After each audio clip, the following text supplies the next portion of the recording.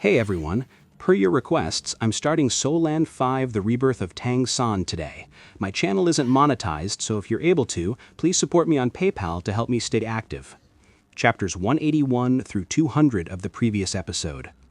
After successfully crafting mechanical hidden weapons like the sleeve darts and godly jute crossbows using black crow's stone and arrays, Tang San organizes a second field training for his 5-member team. To maximize their potential, he tailors these weapons to resonate with each member's unique bloodline power, such as Golden Rock, Chrono Croc, and Celestial Fox. Equipped with these new weapons and guided by Dubai's luck-enhancing Celestial Fox vision, the team ventures deep into the Kali mountain range, successfully hunting 12 4th and 5th order demonic beasts. However, noticing the presence of the elite Kali Academy team, the Beauty and the Beast squad, which includes Mei Gongzi, Tang San alters their strategy. Employing a spurring on the tiger to swallow the wolf tactic, he uses Cheng Zicheng's speed to lure a family of winged tigers, 2 7th order and 1 8th order, into attacking the Kali team. Although the Kali team defeats the 2 7th order tigers, the 8th order beast summons a massive pack, including a 9th order Tiger King. Taking advantage of the chaotic battle, Tang San covertly loots the corpses of 3 high-level winged tigers. Continuing to shadow the fight to protect Mei Gongzi, Tang San is astounded to witness her unleash the power of the Peacock Golden Crown and spatial manipulation, effortlessly slaughtering 4 8th order winged tigers in an instant. This terrifying display of her first-tier bloodline proves she hardly needs his protection. Later, while attempting to study the residual spatial power, the disparity between them wasn't all that significant in terms of sheer combat strength. However, the tactical prowess of the giant AO demon scorpion far surpassed that of the bloodthirsty battle bear. In the end, the bear was defeated without fully exhibiting its combat power. The tail of the giant AO demon scorpion kept swinging, and soon a brand new segment slowly grew back. Yet, it was evident that its aura had significantly diminished. The trembling bloodthirsty battle bear gradually slumped to the ground, convulsing as it slowly succumbed to the venom. The agitated state accelerated the spread of the deadly venom within it, hastening its demise. The stands erupted in a frenzied cheer. The process was brief, from the initial dominance of the bloodthirsty battle bear to the dramatic turn of events where the giant AO demon scorpion counterattacked and won. However, the warlike demon race could discern what had transpired and naturally cheered for such a combat spectacle. The colossal figure once again entered the arena. Yushi arrived in the center of the arena, and the giant AO demon scorpion retreated to one side, hissing as it watched him. Yushi grabbed the corpse of the bloodthirsty battle bear and disdainfully said, "Trash." With only the slightest exertion of his arms, he hurled the massive body of the bear over 100 meters away, tossing it to the side of the arena. The next match will be a battle of vassals, a contest between 2 human vassals. They bear the sin of betraying their masters and have been sentenced to combat in the Grand Beast Arena. This will be their first fight. While speaking, Yushi pointed at the giant AO demon scorpion, which immediately understood and sprinted toward the already open gate at the side of the arena, quickly disappearing into the passageway. Then 2 figures much smaller than the previous demonic beasts emerged from the passageways, unmistakably 2 humans. Both appeared to be human males in their 30s. One was muscular with a bare upper body, while the other was shorter and leaner. Kill, kill, kill, kill, kill, kill, kill, kill, kill, kill, kill, kill, kill, kill, kill, kill. As soon as they made their appearance, a chorus of chants for killing rose from the stands. Seeing the 2 human vassals entering the arena for the beast fight, Tang San and Zhang Haoshuan almost simultaneously furrowed their brows. Undoubtedly, in the eyes of the demon race, there was no difference between human vassals and demonic beasts. With a fierce look in his one eye, Yushi let out a strange laugh. "Slaughter. Kill the other and you may survive. Today in Oppo's contest is singular. Victory can be counted toward a streak. This is a special privilege granted to you on this special occasion." The 2 human vassals showed no emotion in response to his words, simply staring silently at him. Suddenly they both moved, not toward each other however but toward Yushi. The muscular human in Oppo's body shimmered with light and his muscles instantly bulged, his height instantly stretching to 4 meters. His palms became extraordinarily large, and claws sprang from his fingers. He lunged straight for Yushi and Appo's head, leaping forward in a sprint. Conversely, the slim man also accelerated simultaneously, moving even faster. As he ran wildly, a pair of wings sprouted from his back, suddenly increasing his speed to the point where his figure seemed almost ghostly. Quickly overtaking his massive opponent, he reached behind Yushi instantly, his gray-brown claws lunging straight for Yushi and Appo's neck. Next to Tang San, Zhang Haoshuan had already closed his eyes in anguish. Tang San could tell that the cultivation levels of these two human vassals were around the 6th order, yes, the 6th. This was very high for human vassals, and few among them got this far. But their opponent was at the 9th order, and it was the 9th order blood butcher Yushi. Before one could even see how the blood butcher did it, two of his 4 arms, shimmering with an illusory light, had already grabbed the two figures lunging at him. The attacks of the two human vassals hit him square, but they only left a few white marks on the surface of his skin, and their bodies were already gripped in the blood butcher and Appo's large hands. I intended to let one of you live a few more days, but if you insist on courting death, then so be it, he said. Yushi put more strength in his grip, and amid agonizing screams, the bodies of the two human vassals were twisted and compressed in his palms. The burly man and Appo's head was directly crushed, and the slender man and Appo's entire torso was likewise turned into paste. Tang San and Appo's gaze was fixed. He did not close his eyes. Having lived 3 lifetimes, he had witnessed everything life and death had to offer. Such a scene could not make him panic. The area was filled with cheers from the demon race, but Tang San and Appo's heart was colder than ever. Both human vassals clearly knew they could not survive 10 matches in the great beast fighting arena. Their inevitable end was death. If they managed to last until the final round, their opponent would be Yushi. Moreover, being merely 6th order, what chance did they even have to reach the final round? They were simply waiting for death. In their numb eyes, there was no longer any desire to live. Yushi let out a bizarre cackle, casually tossing the two corpses aside and allowing their blood to flow freely. Well, that and Appo's it for the second match. We will proceed with the final beast fight before today and Appo's auction begins. It will be the most interesting one. Giant AO Demon Scorpion return. The gates reopened, and the previously departed giant AO Demon Scorpion returned, seemingly revitalized, perhaps by some medicine. Its dark purple coloration deepened, its massive pincers waving, exuding a fierce aura. Yushi and Appo's eyes gleamed a ferocious light. Next, the third beast fight will also be today and Appo's main event. One side will be the giant AO Demon Scorpion. The other will emerge from among you. At these words, the demons cheering suddenly quieted down. What did Yushi mean? That and Appo's right. One of you will be randomly selected to participate in the final beast fight against the giant AO Demon Scorpion. Victory means winning the scorpion as your prize, and the opportunity to purchase any auction item at half its final price. Exciting Asen and Appo's it? Ha ha ha. They and Appo's. Re going to choose one of the bidders to fight next? For all bidders, this was unexpected. After silence, cheers and excited shouts began to erupt from the stands. The atmosphere quickly heated up again. The demon race revered battle and strength. They loved the excitement and quickly embraced such a thrilling prospect after their shock. With tens of thousands of demons present, the chances of being selected were minuscule. The powerful ones didn't and Appo's care, and the weaker ones didn't and Appo's believe they would be picked. Those selected may refuse, but refusal means cowardice. Leave this place and lose your auction rights. We will continue to choose randomly until a brave soul dares to fight. Yushi and Appo's words reassured all the demons.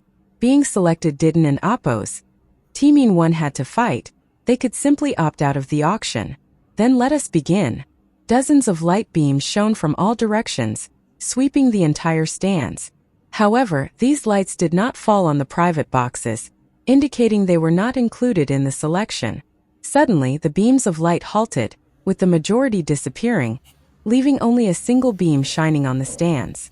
The demon illuminated by the beam seemed bewildered. It was a leopard demon. Moments ago, it was cheering wildly, But upon being selected, its body stiffened. Then it waved its hands frantically. No, I can and oppose. T do it, I can and oppose. I can and oppose, T beat it. Instantly a chorus of jeers erupted. Without needing to say anything, the leopard demon covered its face and fled in disgrace amidst the booing. Their kin deeply scorned such cowardice, but cowardice was better than death. It was only at the 6th order. Facing an 8th order giant AO demon scorpion was no different from courting death, especially with no weapon other than speed. Didn't and oppose. T expect the first one chosen to be a coward, so let and oppose continue. Until we find a true warrior. The beam of light began to sweep again. Soon all the beams narrowed to one, shining on a corner of the stands. A thin monkey-like demon stood, seemingly weaker than the previous leopard demon. Immediately the jeering started again. The monkey demon slowly stood up, facing the surrounding jeers. Despite his companions and oppos tugging, he coldly declared, I will fight. As he shouted these 3 words, his companion Kuden and oppos T helped but roar in a low voice, are you mad? The one chosen by the beam was none other than Tang San. Penguin's thoughts. Welp, whoever bet on 2 chapters, come and collect your prize. It's the Darwin Award. Tang San turned to his teacher beside him and smiled faintly. Trust me. A green light emanated from his body as he spoke, lifting him into the air. The wind gathered around him, making him float lightly toward the arena. As he declared once more, I accept the challenge, all the jeers turned into thunderous cheers. The demons didn't and oppose T care whether you could survive the fight or not, but they definitely appreciated the courage to fight. Naturally, that was what they enjoyed seeing. The little ape demon in front of them was more appreciated than the leopard demon that had fled earlier. Tang San descended from the sky and landed gracefully on the blood-soaked ground. Only by entering it could one truly feel the vastness of this excellent beast-fighting stage. The arena and the surrounding stands had a height difference of 30 meters. The 10-meter-tall Yushi gave off an immensely oppressive feeling, even when contrasted against the massive scale of the arena. With its massive form, the giant scorpion beside him also radiated a sense of power. But in Tang San and Appo's eyes, there was only coldness toward both of them. With his mocking cyclopean gaze, Yushi said, in the beast fight, life and death are disregarded. This is the rule. Understand? Tang San responded. All right, let and Appo's not delay the upcoming auction. Begin. Yushi bellowed, announcing the start of the final beast fight. Tang San and Appo's gaze swept toward the corner, where 2 human vassals lay devoid of any signs of life. He took a deep, slow breath. The giant AO demon scorpion and Appo's huge pincers suddenly smashed onto the ground. It swiftly lifted itself and charged straight toward Tang San. For it, winning 10 consecutive battles was necessary not to entertain other demons or to bid for an item, but to survive. Although it was uncertain if it could pass the challenge of Yushi, winning each additional battle meant surviving longer. Tang San looked up at the massive creature charging him, his eyes turning cyan. Dense wind elemental energy rapidly flowed around his body. However, amidst the many powerful beings present, every single one could sense that the fluctuation of the bloodline aura emanating from him was merely at the peak of the 6th order, or maybe the early 7th order. Could a 7th order demon defeat an 8th order demonic beast? It was possible as long as the bloodline itself was strong enough.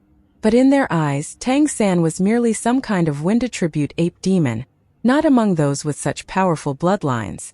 Considering the combat intelligence displayed by the 8th order giant AO demon scorpion, this was not something a mere wind ape demon could generally handle. Tang San moved, suddenly springing up. He was no longer the same as during his first journey outside, where killing a peak 7th order winged tiger required help from his comrades and a massive amount of luck. Wind astral exploded beneath his feet. His speed suddenly surged, and he darted at the giant AO demon scorpion like a green arrow. The giant AO demon scorpion obviously knew not to let him get close. Its huge pincers suddenly clapped together during its charge. This action resulted in a massive shockwave that swept outward just as Tang San was about to reach it. That was the eruption of an 8th order energy blast. If hit, Tang San would at the very least lose balance and be blown away. And that moment would be the giant AO demon scorpion and Appo's time to hunt. However, A streak of green light shot down from Tang San and Appo's hand. Just as he was about to be swept away by the shockwave, he used the counterforce from below, suddenly floating upward. The shockwave passed beneath his feet. The giant AO demon scorpion and Appo's tail stinger thrust forward, its icy sharpness aiming for Tang San. Even a strong bloodthirsty war bear couldn't and Appo's last long after being injected with its venom, so Tang San with his small body would die instantly if he was hit. But at that moment Tang San swung his left hand, and a deep green light flashed and disappeared. With a soft puff, the stinger was directly severed. Tang San and Appo's body then sharply changed direction in midair, instantly descending toward the back of the giant AO demon scorpion thanks to the propulsion of the wind element. A deep green wind blade just like the one that had severed the tail stinger contracted again between his hands, and in the next instant, it transformed into a dark green light that fell instantly. Sensing a threat to its life, the giant AO demon scorpion and Appo's body suddenly rolled to one side, displaying agility entirely at odds with its massive size. Simultaneously, its giant pincers waved upward, emitting dense bloodline energy fluctuations as they spewed a purple light. Given its energy, clearly some kind of astral energy. With a puff, the dark green wind needle almost instantly penetrated the purple astral energy, directly piercing the ground. With a loud boom, a large pit was blasted into the ground, and this massive explosive force instantly caused dust to fly within the arena, obscuring most of the view. At that moment when dust filled the air, Tang San and Appo's actual attack began. In his eyes, a flash of purple light appeared and vanished as he activated the purple demon eyes amplified by the discerning eye of heaven. The giant AO demon scorpion rolling to the side let out an odd scream as it instantly lost control of its body. It was just a beast, even though it was an 8th order one and had developed some level of intelligence. The biggest problem for demonic beasts was their weak spiritual power. And now, it faced a being with spiritual power nurtured by a divine consciousness, already at the 9th order, and further bolstered by the purple demon eyes and the discerning eye of heaven. Let alone a mere scorpion, even Yushi himself would find such an impact challenging to withstand. In the next instant, 2 wind needles pierced into the eyes of the giant AO demon scorpion, penetrating its brain and exploding instantly. The fierce wind swept through, scattering the dust. When the audience saw the arena again, Tang San was standing proudly on the back of the giant AO demon scorpion, which lay on the ground, with a purplish-red liquid continuously oozing out from its head. It was clearly dead. From start to finish, the battle had been quick, not inferior in speed to the previous one between the giant AO demon scorpion and the bloodthirsty war bear. The loud cheers almost instantly resounded throughout the entire venue. Tang San represented the demons and Appo's triumph over the beasts and was a chosen warrior in the eyes of the demons. Such courage and strength were what they revered. Yushi, at the edge of the arena, was also somewhat surprised. Due to the dust he hadn't and Appo's seen how Tang San had killed the giant AO demon scorpion. But the result was clear, and the 3 beast fights were just a prelude to the auction anyway. He wooed and Appo's delve into it. Striding into the arena, he said, "You are our hero today. Tell me your name so that all races can cheer for you." Tang San jumped down from the back of the giant AO demon scorpion, stored its corpse in his storage bag, and walked toward the arena and Appo's edge, ignoring Yushi. "You and Appo's not worthy to know my name," he said indifferently as he walked. Yushi was momentarily stunned, and a fierce light flashed in his eye. "What did you say?" Tang San stopped, turned around and faced him. "I said you and Appo's not worthy. Do I need to say it louder? You and Appo's seeking death." The blood butcher and Appo's eyes gleamed ferociously. "You and Appo's the one seeking death. Sooner or later, I will kill you with my own hands," Tang San said coldly. Their voices were loud, and when the audience in the stands heard this ape demon, who had killed the giant AO demon scorpion, daring to confront Yushi, they could not stop themselves from shouting. Just then a deep voice suddenly echoed. It didn't and Appo's seem loud, but it instantly overpowered the noise of the entire venue, silencing everything. Tang San also felt a heavy weight in his heart, a tremendous oppressive force making it difficult for him to breathe. A god. Without a doubt, This was the aura of a god-level powerhouse. Growling, Yushi groaned angrily at Tang San but did not attack him. Tang San walked to the arena and Appo's edge, collecting the corpses of the 8th Order bloodthirsty battle bear, and the 2 human vassals that Yushi had flung away into his storage pouch. His storage pouch had limited capacity and was now quite cramped with these additions. Cheers and roars filled the stands. Some were cheering for him, while others were shouting for his opponent to tear him apart. However, these noisy voices gradually quieted down after the low shout of a god-level expert. Tang San leaped up, propelled by the wind astral, and returned to the stands. As he walked to his seat, the surrounding demons watched him with awe. A being capable of slaying an 8th Order giant AO demon scorpion was not someone ordinary demons dared to offend. The giant AO demon scorpion was formidable among 8th Order demons, even capable of killing a bloodthirsty battle bear, which testified to its strength. Yet, it had still fallen to Tang San in a matter of moments.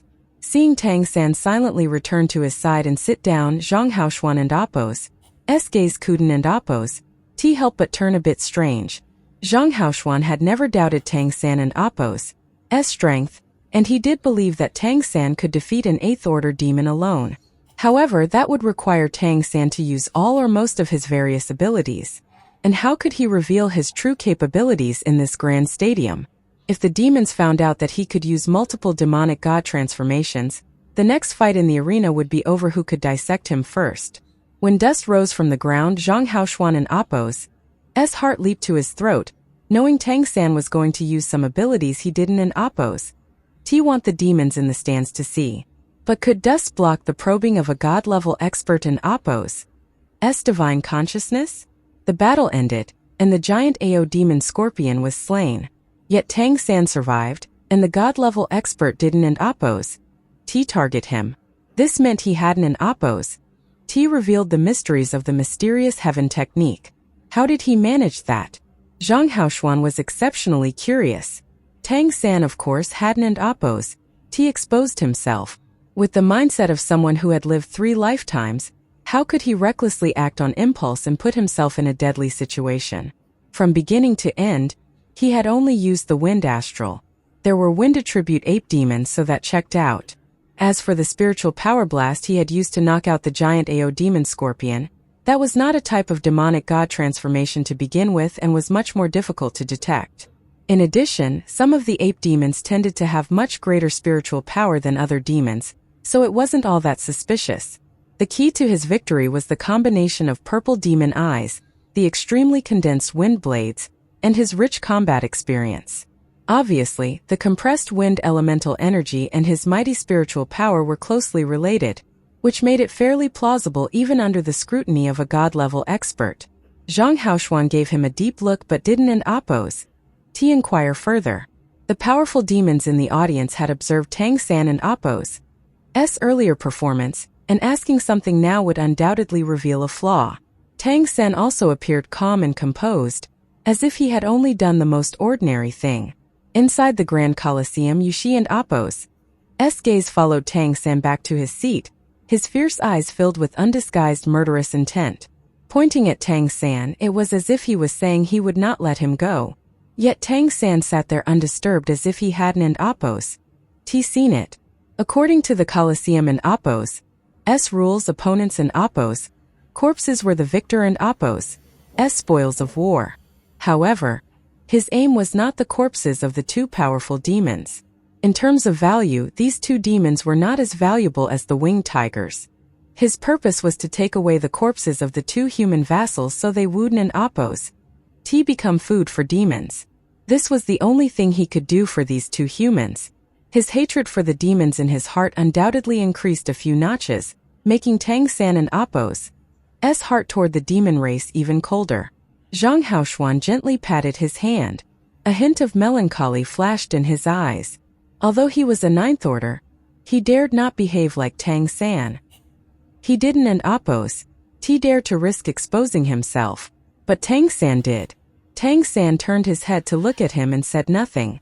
The prelude is over, so let our auction today officially begin, shouted Yushi, as if venting his inner anger. All the spotlights once again illuminated the Grand Colosseum as Yushi strode away. No one came to clean the bloodstains on the ground. This was part of the Grand Colosseum. A slender girl walked out. She wore a long rose-red dress, which made her somewhat blend in with the bloodstains on the ground in this vast arena. She gracefully walked to the center of the Colosseum. Without the long, fluffy tail behind her, this beautiful girl would not have looked much different from a human. She was from one of the fox clans. Among the demon race, they are famous for their wisdom and spiritual power. The strongest among the fox clan were not the golden foxes, but the celestial foxes. The existence of the celestial fox demon emperor was what gave the fox clan a high status among all demons. After all, it was the third ranked among all demons and nymphs in the ancestral court, and in a way it was more important than the first ranked one. Legend had it that the celestial fox demon emperor even controlled the fate of the entire demon continent. Being observed once by its celestial fox vision could determine one in Appo's destiny. The fox clan rarely participated in direct combat, but many powerful demon clans would hire strong members of the fox clan to command their armies. The number of celestial foxes was scarce, while the numbers of other various branch fox clans were not lacking. According to the rules of the demon and nymph races, the primary spouse had to be of the same race, especially for nobility, to ensure the purity of bloodline heritage. However, fox clan girls, renowned as the most beautiful beings in the demon race, were considered a great honor for any demon noble to take as concubines. Celestial fox and golden fox females could never become concubines due to their own high status, but it was possible for some branch clans, particularly those less powerful and dependent on stronger races. The fox clan girl who walked into the Colosseum had a fiery red tail, a characteristic of the Crimson Fox clan. There was also some red fur atop her ears. Her sizable red tail curved behind her, extending above her head, with its soft fur gently swaying, resembling a flame burning behind her head. She was truly very beautiful. Hello everyone. I am Yuan Yinxin of the Crimson Fox clan. Today I will be the auctioneer for this grand auction. I hope the items today satisfy all bidders, she said while bowing slightly towards the four directions. The arena remained silent, adhering to the rules of the auction. Once the official auction starts, any rash noise from the stands would result in direct expulsion. After her greetings, Yuan Yinxin of the Crimson Fox clan swayed, and her delicate body transformed into four figures, each smiling toward the four sides of the Colosseum, saying, "I am very pleased to serve everyone today." Now let us introduce the first auction item. Illusion. Tang San and Appo's mind stirred. This ability clearly used spiritual power to produce realistic clones. At this moment, due to possibly being under the watch of God-level experts, he could not afford to activate his discerning eye of heaven and figure out which one was the actual body. The demon race indeed possessed a myriad of bizarre abilities. Just then, a cart was pushed in by several strong demons. The cart was large, with a platform of about 30 square meters. On top of the platform was a square object, almost as large as the platform itself, and it was covered with a black cloth obscuring the view. The cart quickly made its way to the center of the arena. Yuan Yinxin smiled and said, "The first auction item I believe will interest all males present. Rearing slaves, especially human slaves, has always been a fashion among various clans. Our first item up for bidding today is a total of 18 human slaves. Tens of thousands of demon bidders Kuden and Appo's. Help but wonder, do human slaves even have the right to be auctioned in this kind of major auction? Everybody has human slaves, what's so special about these? Please Don and Appo's be hasty. You will understand after I explain. These human slaves were born to vassal families. However, the demonic god transformation they awoke is low level, only at the first or second order, and it cannot grow further. Therefore, they were not recognized as vassals. Normally, such beings would be killed as they Don and Appo's deserved to live, but due to their uniqueness they were preserved. Specifically, the bloodline of these 18 slaves originates from our Crimson Fox race, and they are all females. While speaking, she grabbed the black cloth with her right hand and gave it a gentle shake. The fabric immediately slipped off, revealing the large metal cage underneath. Inside the cage, several human girls were curled up and huddled together. Their faces were filled with terror, yet they were incredibly beautiful. Their minimal clothing did little to cover their fair skin and slender figures. When the black cloth was lifted, they simultaneously let out cries of shock, trembling as they crowded together. As he witnessed this scene where humans were auctioned off as commodities, Tang San and Apos' fists clenched instantly. The fate of these human girls was easy to imagine if they ended up bought by demons. Zhang Haoxuan and Apos' voice transmission immediately rang in his ear. Don and Apos' act rashly. The Crimson Fox girl Yuan Yinxin said with a sly smile, I believe everyone now understands their value. Though they are naturally not considered members of our clan, they still have some measure of our Crimson Fox blood. This inheritance makes them more beautiful. In addition, they are all around 16 years old, the prime of a human girl and Apos' youth. Whoever buys them as slaves or concubines would make an excellent investment. I and Apos' am sure you can tell that at first glance. The 18 human female slaves with Crimson Fox lineage instantly heated the atmosphere in the auction hall. Although there wasn't an Apos' loud shouting like before, the buzz of discussions clearly showed that she was right. The interest was there. Each girl was beautiful in face and figure, and the Crimson Fox bloodline, faint though it was, promised even more beauty in their future. Such female humans, unable to attain the status of vassals and seen as rare and almost forbidden delights, were considered top-tier slaves by the demon race. Many demons enjoyed collecting such female slaves, which perfectly explained why these lowly mixed-blood creatures had been brought to the auction. Yuan Yinxin continued, everyone seems eager now, so I won't hold it off anymore. Let's start the auction. If you take a look at the light beam scale, you can see the current price of the items. While speaking, Yuan Yinxin walked over to a cart, at the front of which was a round-shaped piece of ore. The auction begins. The ore immediately emitted a soft glow as she touched it, and a gentle light beam soared upward. It was a very peculiar light beam, not just a normal ray of light, but one interrupted at regular intervals by what looked like light nodes that marked it like length units on a ruler. Before they arrived, Zhang Haoxuan had informed Tang San that the standard currency used at the grand auction was Naturi coins. Depending on the auction item, the unit of the bid would change. At this moment, the light beam was around a meter in height, and it had 10 nodes representing 10 Naturi coins. When a bidding button was pressed, the light beam would grow by another node. The scales rapidly climbed upward as soon as the illusory light column appeared. In an instant it surpassed 15 nodes, meaning 15 Naturi coins. Typically, one single Naturi coin could buy hundreds of ordinary human slaves. However, for only these 18 human slaves, the price had soared to 15 Naturi coins. This was not actually surprising considering their lineage. The standard price for such slave girls with Crimson Fox blood was 1 Naturi coin each, which demonstrated the desirability of this bloodline. For those who were unable to marry a true fox girl or get one as a concubine, owning such a fox-human hybrid slave was a highly sought-after alternative. Therefore, such slaves were always in high demand in the market. The great nobles of the demon race disdained this practice, but it was the opposite for the middle class. Just 15 Naturi coins? Please be aware that these 18 slaves are the finest selections from hundreds of candidates. Moreover, each one is a virgin, retaining its original pure yin energy. This is incredibly nourishing. As soon as these words were spoken, the bid instantly exceeded 20 Naturi coins and showed signs of climbing even higher. Tang San turned his head and glanced at Zhang Haoxuan. Zhang Haoxuan gave him an inquiring look. Tang San pursed his lips and transmitted his voice. Perhaps I have a way to enhance their bloodline power, allowing them to become vassals.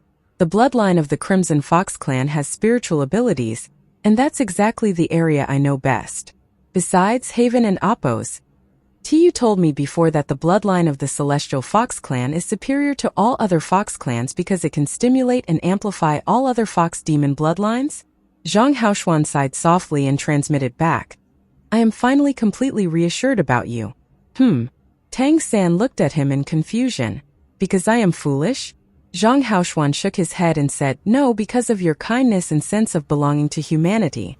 I think you and Apos, be forgotten, but I am even more human than you. I don and Apos, to even have the bloodline of a demon clan at all. Zhang Haoxuan was stunned momentarily, then nodded vigorously. Do what you wish to do. Tang San reached his hand into the metal sleeve before him. By now, the auction price had been raised to 30 Naturi coins. Yes, not even a minute had passed and it was already more than double the market price. With that, however, the bidding also slowed down. It was several seconds before the light beam jumped up another notch. Surprisingly, the light beam didn't stop there, but instead jumped up another 4 notches. Indeed, with no hesitation, Tang San had just pressed the button 5 times, increasing the bid by 5 Naturi coins in one go. A whole 35 Naturi coins to purchase a few human slaves. This was a sky-high price. 35 coins once, 35 coins twice, sold. Congratulations to the lucky bidder. After the auction ends, please bring your number plate to pay and collect your purchase. Yuan Yinxin clapped her hands, confirming the final transaction was complete. Tang San and Appo's gaze fell on the Crimson Fox clan girls, his eyes twinkling as if he was contemplating something. In any case, he was now the proud owner of no fewer than 18 female human slaves. Since they were the first auction item, the price was not all that high, but they had still sold for more than twice the market price, which was a good start for the auction considering that the original estimate was only 25 Naturi coins. And this was just the opening appetizer of today and Appo's auction, mainly to stir the blood of the male demons. The auction continued, and the second item turned out to be a custom suit of armor created by a master blacksmith from Cali City. This master blacksmith could only make 10 sets of armor each year. The materials would be provided by the customer, but the armor would be made to fit them specifically, so it was well worth it. Typically, one would have to wait at least 10 years to have such armor forged, but what they were bidding for in this auction was basically a queue slot that allowed the winner to request the armor right away. Do demons also use weapons? That and Appo's rare.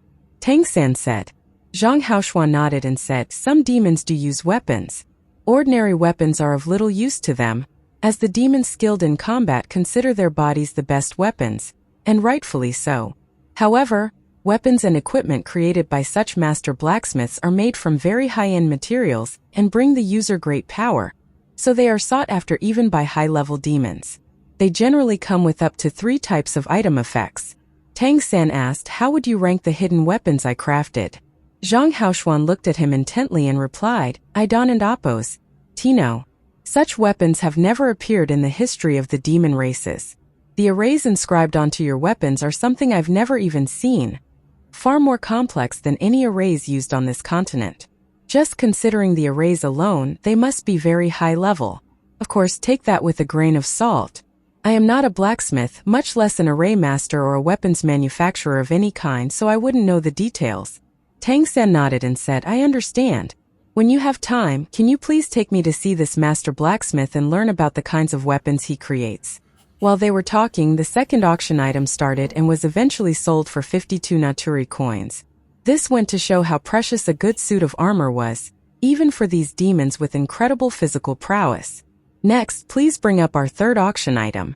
This item is extremely precious, so the minimum bid increase will be set at 10 Naturi coins. A small cart covered with a red cloth was pushed in. Underneath the fabric there appeared to be a weapon. The cart was pushed to the center of the venue. Yuan Yinxin raised her hand and pulled off the red cloth, revealing a hammer. The weapon was about 2 meters long, with a cylindrical hammer head. It resembled an enlarged version of a forging hammer, emanating an eerie glow. Even from a distance, one could sense its solidity and weight. The master who crafted this warhammer named it Sky Shatter, a substantial amount of precious metal, specifically molten iron found deep within the magma of an active volcano, was used to create it. It was hammered for 101 days continuously in order to remove impurities. Additionally, it was quenched in the sacred ice water from the ancestral peak, giving it its final hardness. It has one effect: pulverization. While speaking, Yuan Yinxin casually picked up the warhammer and swung it effortlessly onto the cart. Instantly, the cart exploded with a loud bang, shattering into countless pieces. Witnessing this, Tang San and Appo's eyes lit up. Such a fine item. Molten iron, your mom. That thing is heavenly fire essence iron. Moreover, the core property of the heavenly fire essence iron was in Appo's reflected in this warhammer. This meant that its craftsmanship was rough, failing to fully utilize the intrinsic value of the material thoroughly. Even in Tang San and Appo's knowledge as a former god king, Heavenly Fire Essence Iron was ranked among the top 10 rarest metals. Heavenly Fire Essence Iron required very complex conditions to form. It only ever appeared in places with ultra-high temperature magma, absorbing the essence of fire for at least 10,000 years to gradually take shape. The magma and Appo's temperature had to be maintained throughout.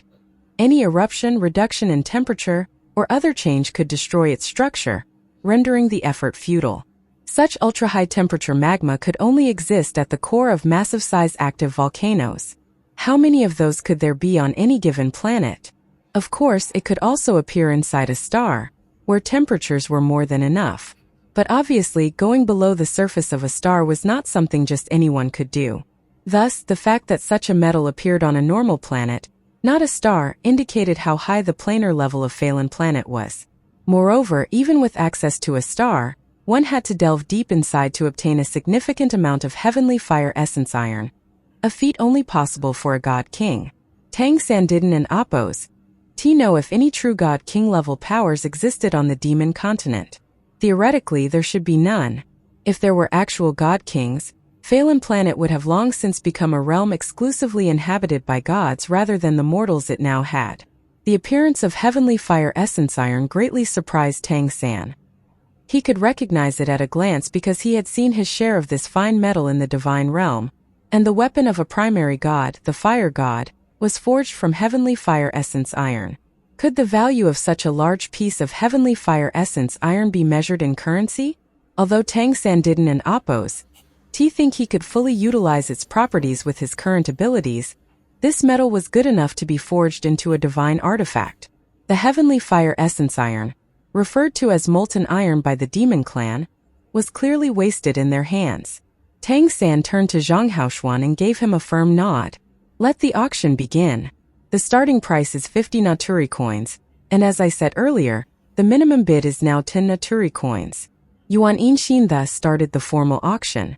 Many influential figures seemed to be interested in the Sky Shatter, mainly due to its pulverization effect.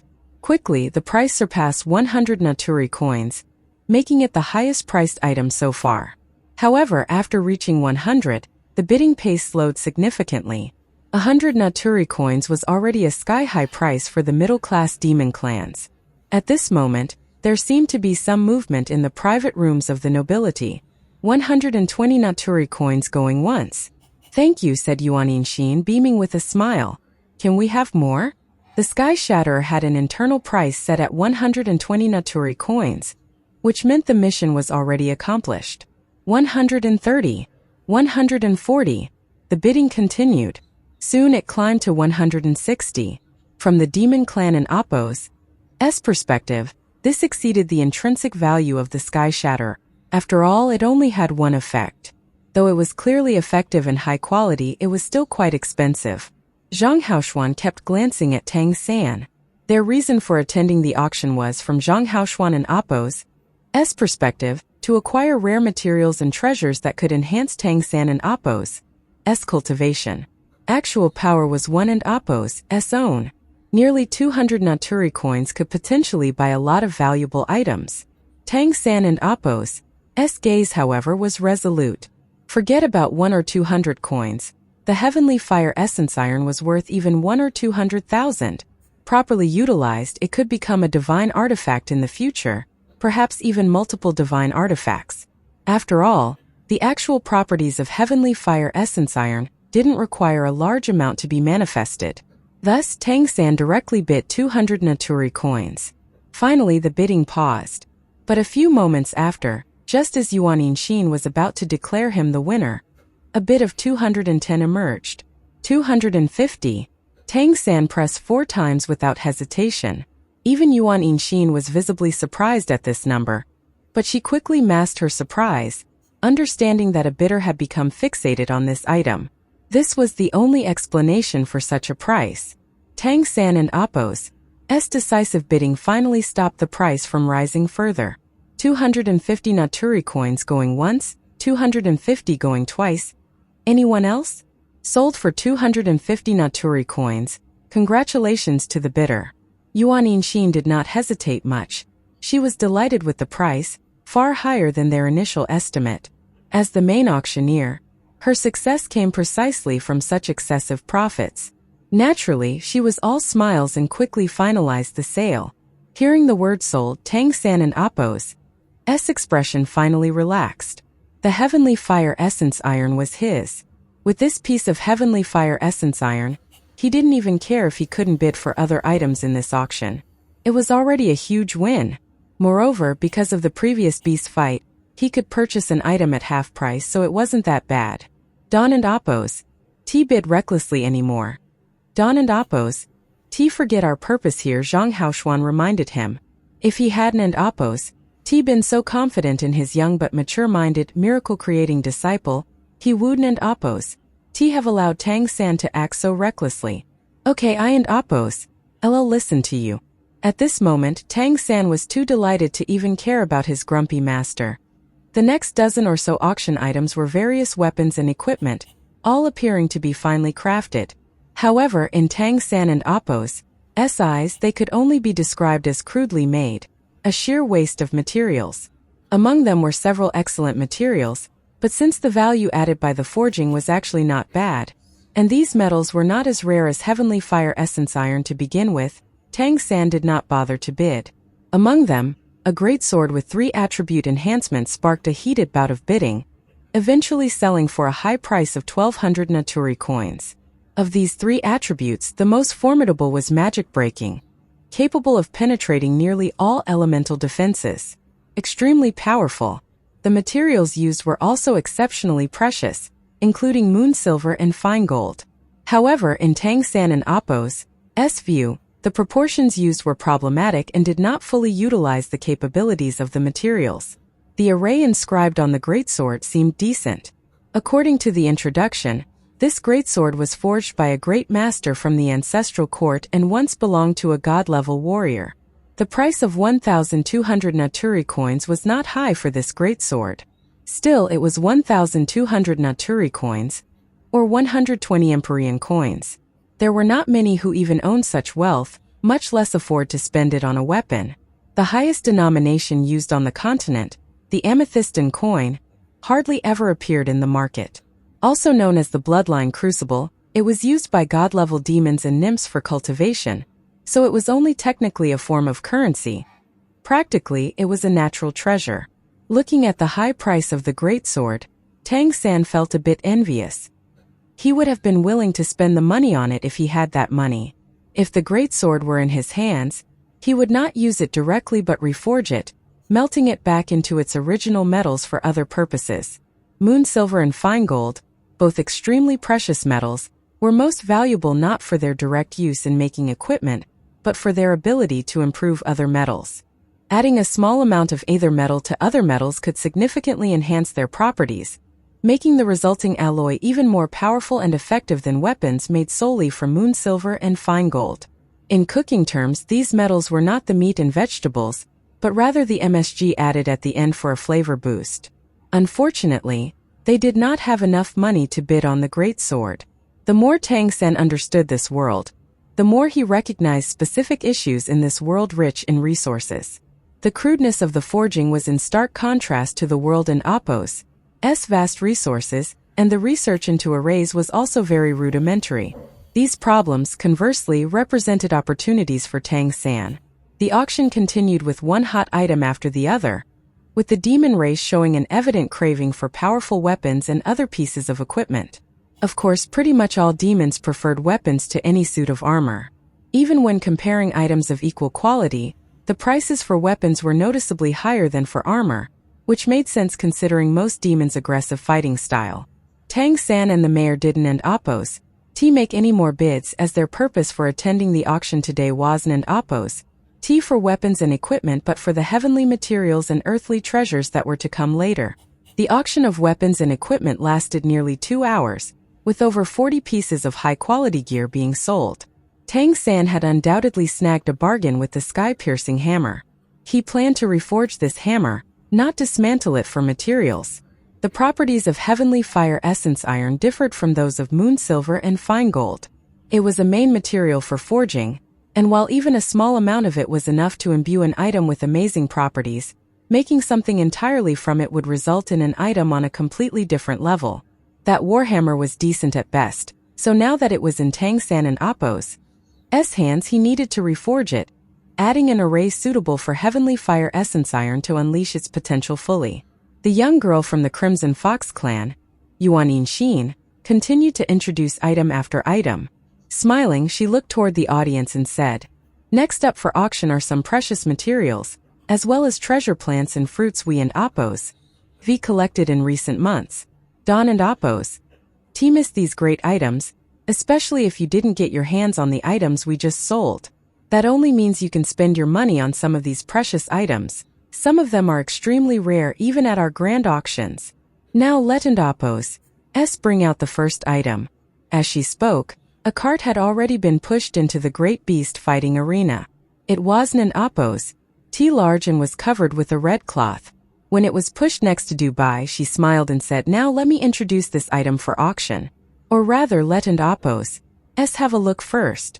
Let's see if anyone here recognizes this item." As she spoke, she flicked her hand, pulling away the red cloth to reveal the item beneath. It was a huge tray covered with a transparent dome, on which lay several strange items. They looked like tree branches lying randomly on the tray. What was strange was the faint golden radiance emanating from these branches. Despite the distance from the stands to the center of the arena and despite the fact that it was not bright by any standard, the golden radiance was still clearly visible. The golden radiance clearly showed that there was something extraordinary about these branches. But just as the Crimson Fox girl had expected, nobody jumped up to tell everyone what they were. The stands were abuzz with discussion. Dubai smiled and said, "This item would be more recognizable in the Solstice Empire, among the nymph race. It and Appo's more significant to them. This is the remnant limb of a god-level great nymph king of the Solstice Empire, who cultivated from an ancient tree and possessed a golden bloodline. This material is therefore called an Appo's, golden wood and Appo's, and it and Appo's quite literally a divine material. Even carrying it can nurture a trace of divinity, aiding a 9th order warrior in breaking through to the 10th order. Although it and Appo's just a remnant limb and not the main trunk, there and Appo's still 68 kilograms of it. Its value is incredible.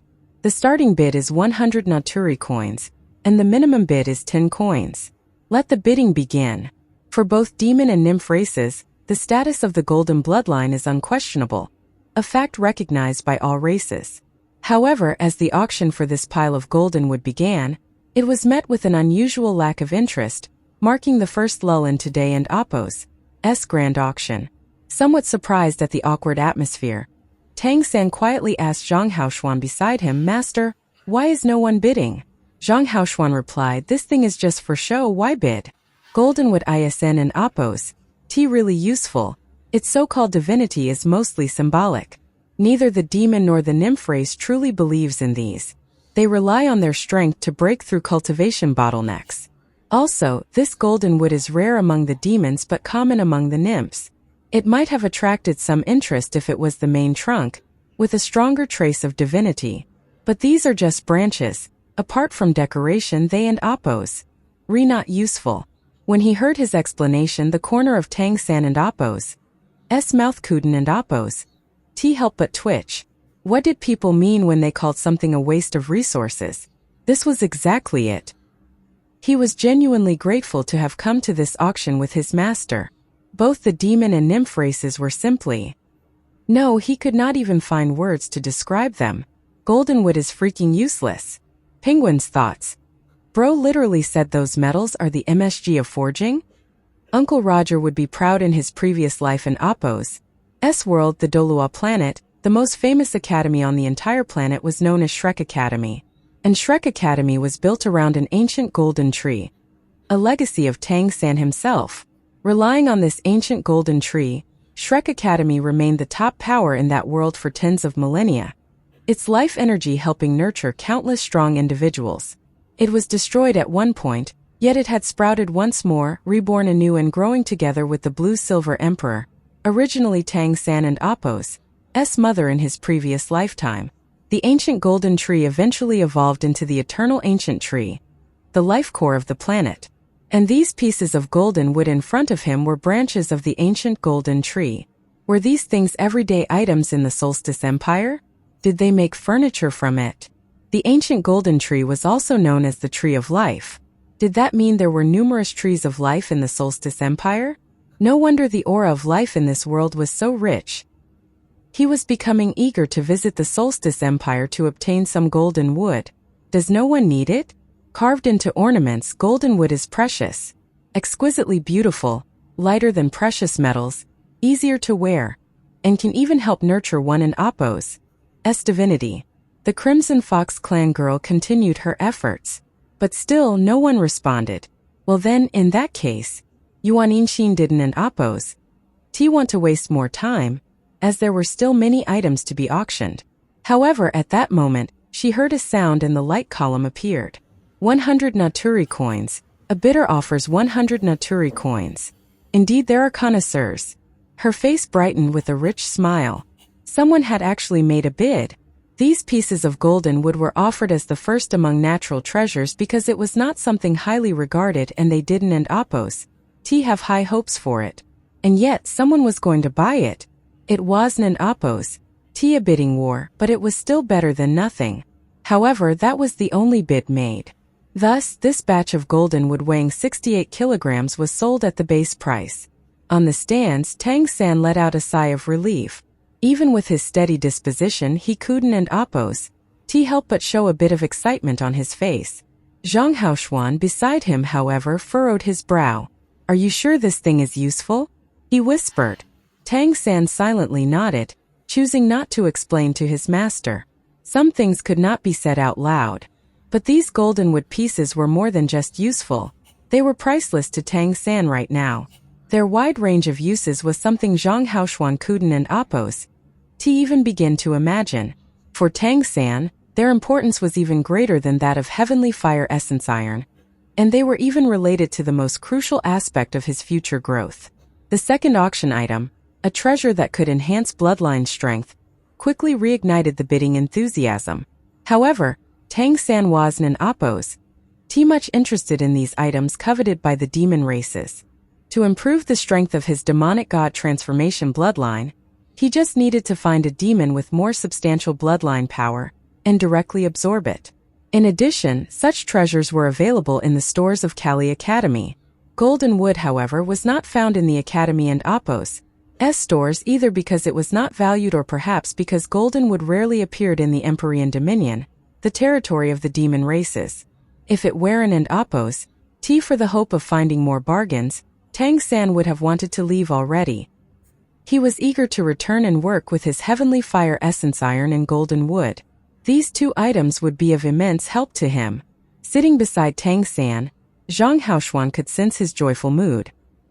He found himself increasingly unable to understand this disciple. With continuous growth, Tang San gradually made a profound impression on him. Thankfully, Tang San and Appo's previous actions of risking himself and exposing some of his abilities to kill the giant AO demon scorpion and bring back the bodies of two human vassals reassured Zhang Haoshuan. Regardless of any secrets he might have, his heart was unquestionably in the right place. Within the Redemption Society, the only one among the younger generation who could compare with him was probably Mei Gongzi, the blue-class redeemer. Of course, that was only to Zhang Haoshuan. Mei Gongzi and Appo's importance was almost unparalleled within the organization, and she was even considered the hope of the entire Redemption Society, far beyond the relatively unknown Tang San. The following auction items were all various treasures with different effects, but most were related to enhancing bloodline strength. They targeted different races and they all fetched high prices. But Tang San remained unmoved, just silently waiting and observing. Most of these auction items were available at the Academy store. As the premier academy of Kali City, Kali Academy truly lived up to its reputation. Of course, he couldn't and Appo's yet use the valuable items in the academy, but they were there for his taking when the time came. The next auction item is one that many of our clans will appreciate. It and Appo's immensely beneficial for breaking through to the god level. As you well know, the biggest bottleneck for 9th Order warriors of all races and clans in advancing to the 10th Order ISN and Appo's T usually our bloodline power but the spiritual power that must evolve alongside it. Only when both are in harmony can we finally break through the bottleneck. Cultivating spiritual power, except for a few races, is a long and grueling road. Therefore, natural treasures that enhance spiritual power are increasingly precious. What we are about to auction next is such a rare treasure. 12 purple sun fruits. They are a great supplement for one's spiritual cultivation. The starting bid is 300 Naturi coins, and the minimum bid is 10 coins. A cart was pushed up, but the items on it were and Appos, T clearly visible from the stands. Only a faint purple glow could be seen inside the protective shield. Tang San had to focus his eyes to see that they were 12 purple fruits, slightly larger than a thumb, emitting a faint purple halo. This kind of fruit also existed in the Kali Academy store, but there were very few of them. Tang San had once tried to absorb a little of their effect, and indeed they greatly assisted in enhancing spiritual power. Even just being exposed to their aura was quite helpful to him. However, his spiritual power was already at the 9th order, so unless he consumed them directly, the improvement was limited. 300 Naturi coins was a sky-high price. This only made sense, however. As Yuan Yinxin mentioned, the treasure plants and other natural treasures that enhanced spiritual power were incredibly valuable. By contrast, the final prices of the previous auction items in the same category had an Appos. T even exceeded 200 Naturi coins. Tang San nodded to Zhang Haoshuan. Master, this is the one. Alright. Zhang Haoshuan did an Appos. T asked further. He had already bid for the golden wood for Tang San. This was an Appos. T much different. The bidding starts. 330, 340, 350, 360. The bidding for the purple sun fruits had just begun and immediately sparked a frenzy. Clearly, many among the demon races were eager for these treasures to enhance spiritual power. In almost no time, the bid surpassed 400 Naturi coins. Zhang Haoshuan turned to look at Tang San, finding the price incredibly high. Tang San nodded slightly and said, "It and Appos. S worth it. In fact, it and Appos. S worth even twice this. And Don and Appos. T forget we have a chance for a 50% discount." Zhang Haoshuan and Appos. S eyes lit up. Right.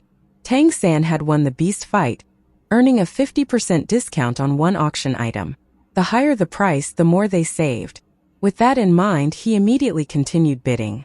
450, 460. After the bid surpassed 500, the increments in Appos, pace slowed down. 520 once. Any more for 520? Okay, 530. Yuan Yinxin kept calling out bids, continuously driving up the price of the purple sun fruits. 600. Thank you, we have 600 Naturi coins going once. Can we have 610? 610, 610 now. Any more? 700. A generous bidder has jumped straight to 700 Naturi coins. They are clearly determined to take these home. Are there any more bidders? This batch of purple sun fruits is of excellent quality, in the best state, and picked at peak maturity for optimal effect. 12 purple sun fruits can significantly enhance spiritual power, and even set a solid foundation for ascending to the god level. The rarity of purple sun fruits is well known. Their annual production on the entire continent doesn't and Appos T exceed 100. The appearance of 12 in one auction is extremely rare. The auctioneer energetically promoted the item, but the price of 700 Naturi coins evidently exceeded the expectations of most bidders. Clearly it was an Appos T the best item of the day. Ultimately, no one continued to bid. 700 for the first call, 700 for the second, and the third, sold. The 12 purple sun fruits were finally sold at a high price of 700 Naturi coins. The successful bidders, of course, were Tang San and his master Zhang Haoshuan. Without the 50% discount, they would have spent all their money by now. But with the discount applied to the purple sun fruits, they still had over 300 Naturi coins left. Tang San smiled faintly, knowing that purple sun fruits were excellent for enhancing spiritual power and nurturing the sea of consciousness. Not only could they be used by Dubai to enhance his spiritual power and potentially help him advance to the 5th order, but Wu Bingji, Gu Li, and Chang Zicheng also had needs in this area, especially Gu Li, whose chronocroc transformation required a boost in spiritual power. Not long ago, Tang San had imparted the purple demon eyes to them as well, and they were working hard, though their progress was far behind Dubai and Apos. With the help of the purple sunfruits, they could at least advance their purple demon eyes to the first stage and enhance and stabilize their spiritual power. The money was well spent. Their improvement was also Tang San and Apos' improvement. After all, except for Wu Bingji, the others hadn't, and Apos' surpassed the fifth order. Tang San did not bid for any of the subsequent items. Although they still had over 300 Naturi coins left, it wasn't an Apos' enough to purchase those precious natural treasures. Besides, Tang San planned to save money to buy some other items and materials that he needed. With the improvement of his cultivation level, Tang San could do more and more things. And as he grew to understand this world better, he had a more complete plan for his future. It was unrealistic to expect his strength to reach the level where he could contend with God-level powerhouses in the short term. Therefore, he needed to improve himself quickly and possess stronger combat capabilities before his cultivation level increased. At the very least, he needed the ability to face ninth-order demons. The auction was intense, featuring many excellent natural treasures, some of which were unavailable even in the Kali Academy store. But the prices were astonishingly high, leaving Tang San and Zhang Haoshuan as mere spectators. For example, a fruit called the Ascension fruit made Zhang Haoshuan and Apos' eyes turn somewhat red. It was used for breaking through to the God level. The breakthrough greatly enhanced the understanding of the world and caused the bloodline energy to overflow, significantly increasing the chances of breaking through. The final price for this item was 10,000 Naturi coins. At this price, Tang San and his master could only watch. With the auction of the Ascension fruit, the bidding entered its real climax. The final 3 items auctioned were something new to Tang San. 3 bloodline samples. The blood auction was a unique practice of the Empyrean Dominion. It was well known that besides continual cultivation, the simplest method to enhance one and Apos' bloodline strength was to absorb and refine the blood of a higher order member of the same clan, or a higher tier member of the same race. This process would cause one and Apos' bloodline energy to overflow, pushing it to higher levels and even possibly improving the bloodline and Apos' tier itself. The 3 bloodline samples auctioned this time included 2 golden bloodlines and 1 even higher than golden. Only bloodlines that produced a demon emperor could be classified above the golden level, so they were naturally incredibly rare. The appearance of these 3 bloodlines caused an uproar. The bidding became so intense that the powerful beings in the private rooms almost came to blows. It wasn't an Apos' until a cold snort echoed through the room, intimidating everyone, that the situation calmed down and the auction could proceed. The first golden bloodline auction was one Tang San was actually familiar with. It was the bloodline of the Golden Lion Dog, Song Junho, the Golden Lion bloodline. The Golden Lion bloodline and Apos' innate ability was the Golden Holy Fire, whose power Tang San had seen clearly. This Golden Lion bloodline sample came from a 9th order Golden Lion, and there was a full kilogram of it. This was an unparalleled treasure for any lion demon, offering a chance to become a member of the Golden Lion clan. The lion race was powerful among the demons, with various branches being extremely formidable. You can imagine how fierce the competition was. Eventually, a god-level Lion King won the bid for 9,000 coins, but it was Empyrean coins, not Naturi coins. 9,000 Empyrean coins were equivalent to 90,000 Naturi coins. Such an astronomical sum was only accessible to noble clans. The second golden bloodline auctioned, which Tang San coveted the most, was the Golden Leopard bloodline, the golden bloodline of the leopard race. Tang San and Apos' evolution of the leopard flash imprint would naturally have to go in this direction. Obtaining the golden leopard bloodline would greatly enhance his demonic god transformation imprint, possibly even helping him break through to the 7th order. Of course, it was impossible for him to buy it. These golden bloodlines appeared exclusively for the god-level powerhouses to bid on. In fact, these items were their main target for attending the auction. The competition was just as fierce, and in the end, a leopard demon secured it for 8,000 Empyrean coins. Tang San learned at the final checkout that his 50% discount was only valid for items below 1,000 Naturi coins. He had been in fact somewhat puzzled as to why no powerful race had approached him for a partnership to avail of the discount, and that made it clear. The auction of the last type of blood was the grand finale of the entire auction. When this blood was brought forth, it was accompanied by 4 powerful beings, each guarding a corner of the cart. All were god-level demons, exuding a solemn aura. Tang San could feel intense spatial fluctuations around them, as if the blood about to be displayed was isolated in a separate space. Undoubtedly, these were the mighty ones of the peacock demon race. The presence of 4 god-level powerhouses for a single auction item highlighted its immense significance. Even Yuan Yinxin herself shivered slightly due to the importance of this item. She respectfully bowed to the 4 god-level powerhouses of the peacock demon race and slowly said, "The next item is the grand finale of today's auction. I urge you not to let yourselves overcome by excitement and cause a commotion. The Lord of Kali City himself, the great demon king of the Peacock clan, is honoring us with his presence today. He is among us to witness this historical bidding." This statement was undoubtedly a warning. The Peacock Great Demon King was a top-tier 11th Order demon with the purest and most elite bloodline. With such a figure overseeing the event, even beings of the same level wouldn't dare to act rashly. The power of the Peacock Great Demon King was not something other Great Demon Kings could match. As expected, after Yuan Yinxin and Appo's words, the venue quieted down significantly, and all eyes focused on the cart in the center. Yuan Yinxin carefully lifted the golden cover, revealing a spherical shield underneath. From inside the shield, a swirl of colorful lights instantly brightened the entire arena. When the colorful radiance appeared, all the demons, including Tang San, felt a sense of dizziness. This blood was indeed multicolored, looking exceptionally splendid and captivating. Around the multicolored blood, a faint halo of colors rippled. Its movement was mesmerizing, as if looking at it for too long would cause one and Appo's soul to be absorbed into it. Zhang Haoshuan was unfamiliar with the origin of this blood, but given that 4 god-level powerhouses personally guarded it, its value was undoubtedly immense. With utmost respect, the demon of the Red Fox tribe first bowed deeply to the blood that shimmered with a rainbow luster. She said reverently, "This blood comes from one of the supreme powerhouses of the demon races, the Rainbow Deer Demon Emperor. We are extremely fortunate to have it appear in our auction." The tales of the Rainbow Deer Demon Emperor are well known, so I need not elaborate further. This blood is not just ordinary blood.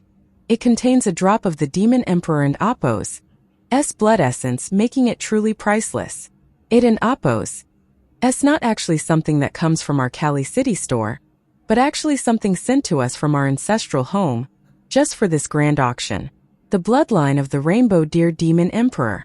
Tang San had indeed come across legends of the Rainbow Deer Demon Emperor in texts, and had heard about them from teachers at the Redemption Society. This being was an absolute legend among the demon races of the Empyrean Dominion. The Rainbow Deer Demon Emperor was also known as the Elemental Demon Emperor. In terms of combat strength alone, this entity once ranked 5th among all in the ancestral court, including among the nymphs of the Solstice Empire, a true powerhouse among powerhouses. Unfortunately, the 7-colored deer was a rather special case in that it was a unique being of its race, or a solitary as they were otherwise known. A solitary was the only being of its bloodline, an unprecedented existence. Beings who qualified for the solitary term were usually the result of mutations of powerful species, and these mutations were rather rare. Moreover, not all such mutations were strong.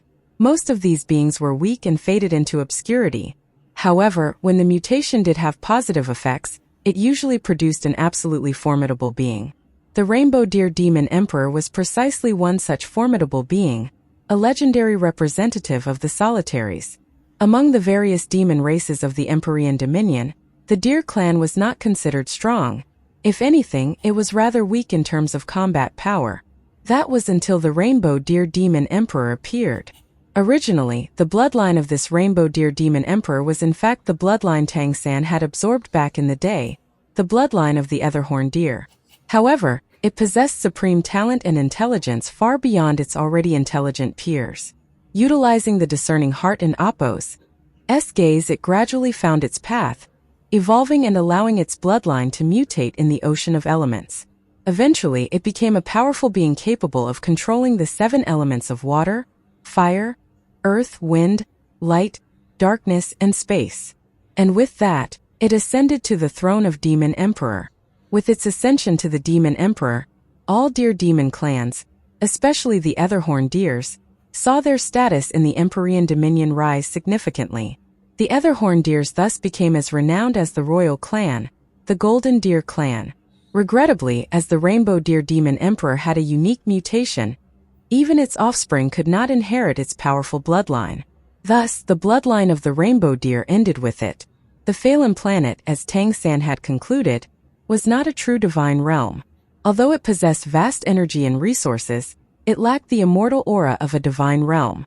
Therefore, even the mightiest of demon emperors ultimately faced the end of their lifespan. Moreover, there was no true peace between the Empyrean Dominion and the Solstice Empire, and battles were frequent. With its overwhelming strength, the Rainbow Deer Demon Emperor once led the Empyrean Dominion to overpower the Solstice Empire. However, it suffered grave injuries in a significant battle. As a solitary with no one to carry on its bloodline, and due to being simply too powerful, it lacked supporters in the ancestral court. Eventually, it fell, becoming the most legendary history of all deer demon lineages. The legend of the Rainbow Deer Demon Emperor had always been the most sacred among the deer demon lineage. They believed that one day, a new Rainbow Deer Demon Emperor would emerge, and the nobility of the Etherhorn deer lineage would be proven once more. Unfortunately, history had only seen one Rainbow Deer Demon Emperor thus far. For this reason, this final main auction item was particularly precious. It was not just the bloodline of a demon emperor, but also in a sense the heritage of a legend. For the deer demon lineage, nothing could be of greater importance. Why had this blood been brought to Kali City for auction? There was a deeper meaning to it, related to the fact that Kali City was near the largest gathering area of the deer demons. Without the presence of the Rainbow Deer Demon Emperor, the weaker deer demon lineage naturally couldn't and oppose to enter the core of the Empyrean Dominion. The Golden Deers, as well as the Etherhorn deers, all lived near Kali City. The deer demons and oppos, combat strength was not anything special. However, they did have something special about them, namely that they were among the few demon races skilled in management and administration. In other words, they were wealthy and they brought others wealth as well. The deer clans had good relations with the Peacock demons, and were protected by the Demon King of the Peacock clan. Although Kali City was located on the frontier, its wealth was very much in line with that of other major cities, and a lot of this wealth could be credited to the deer demon lineage. The ancestral court brought the blood of the Rainbow Deer Demon Emperor for auction with a clear objective, to earn a substantial fortune from the deer demons. And this was an open scheme that the deer clans could not refuse. Even though it was well known that acquiring the bloodline of the Rainbow Deer Demon Emperor would not guarantee inheriting power, there was at least a slim chance. The deer demon clans were simply too eager for the emergence of a second Rainbow Deer Demon Emperor. Therefore, they were determined to secure this auction item. Moreover, the deer demons were not united. Both the Golden Deer demons and the Etherhorn deer demons were strong and wealthy, and naturally, both hoped this blood could at least produce a demon king in their lineage. While the Etherhorn deer demon was the most likely, the Golden Deer demon, being royal, also had a chance of evolution. There were even legends that the original Rainbow Deer Demon Emperor was a hybrid of the Golden Deer demon and the Etherhorn deer demon, and that was actually what had led to its later evolution. The auction began and almost instantly became a fierce bidding war, soaring the price quickly. In the most prominent private room of Kali City and Appo's Great Beast Arena, a man sat in the main seat. His appearance was not particularly handsome, just ordinary, and he was not particularly tall or short either. In fact, he looked like an average human male, especially compared to the stunningly handsome men surrounding him. What truly set him apart from them, however, was his unique aura. His entire being seemed to exist between illusion and reality, giving off an unreal feeling. As the auction outside began and the price instantly shot up, the man and Appo's brow furrowed in concern. If Tang San were here, he would have immediately noticed that the person sitting closest to this man was the one who haunted his dreams. Mei Gongzi appeared very calm and her head was slightly dropped in meditation, as if everything outside was completely unrelated to her. Wang Yan sat on the other side, occasionally glancing at Mei Gongzi with a complicated look in his eyes. However, he did not even dare to breathe out of line. After all, the ordinary man in the main seat was none other than the Lord of Kali City and the leader of the Peacock Demon clan, the Peacock Great Demon King. Is the ancestral court envious of Kali City and Apos' prosperity? To do this to me, it and Apos' like pulling the rug out from under my feet, the Peacock Great Demon King said, his voice tinged with anger. The flourishing development of Kali City Kuden and Apos' be separated from the efforts of the Deer Demon clans. The city had grown increasingly prosperous over the years. Thus, the decision to auction the blood of the Rainbow Deer Demon Emperor came like a thunderbolt out of blue sky. However, this decision clearly reflected the will of the demon emperors of the ancestral court. Even he had no power to stop it. The ones who escorted the blood of the Rainbow Deer Demon Emperor were two demon kings of the same order as him, who were obviously there not only to protect the blood but also to observe him. Sensing the Peacock Great Demon King and Apos' anger, no one around dared to speak. He narrowed his eyes, seemingly deep in thought for a few moments, and then suddenly turned his gaze to Mei Gongzi. Little Mei, what do you think? He did not seem to regard his daughter as a human, hybrid, half-blood, or anything else other than his daughter. His gaze softened noticeably when he looked at her. Mei Gongzi raised her head, looking at the Peacock Great Demon King. Our clan has a city but no emperor. Another clan might have a new emperor, but no city.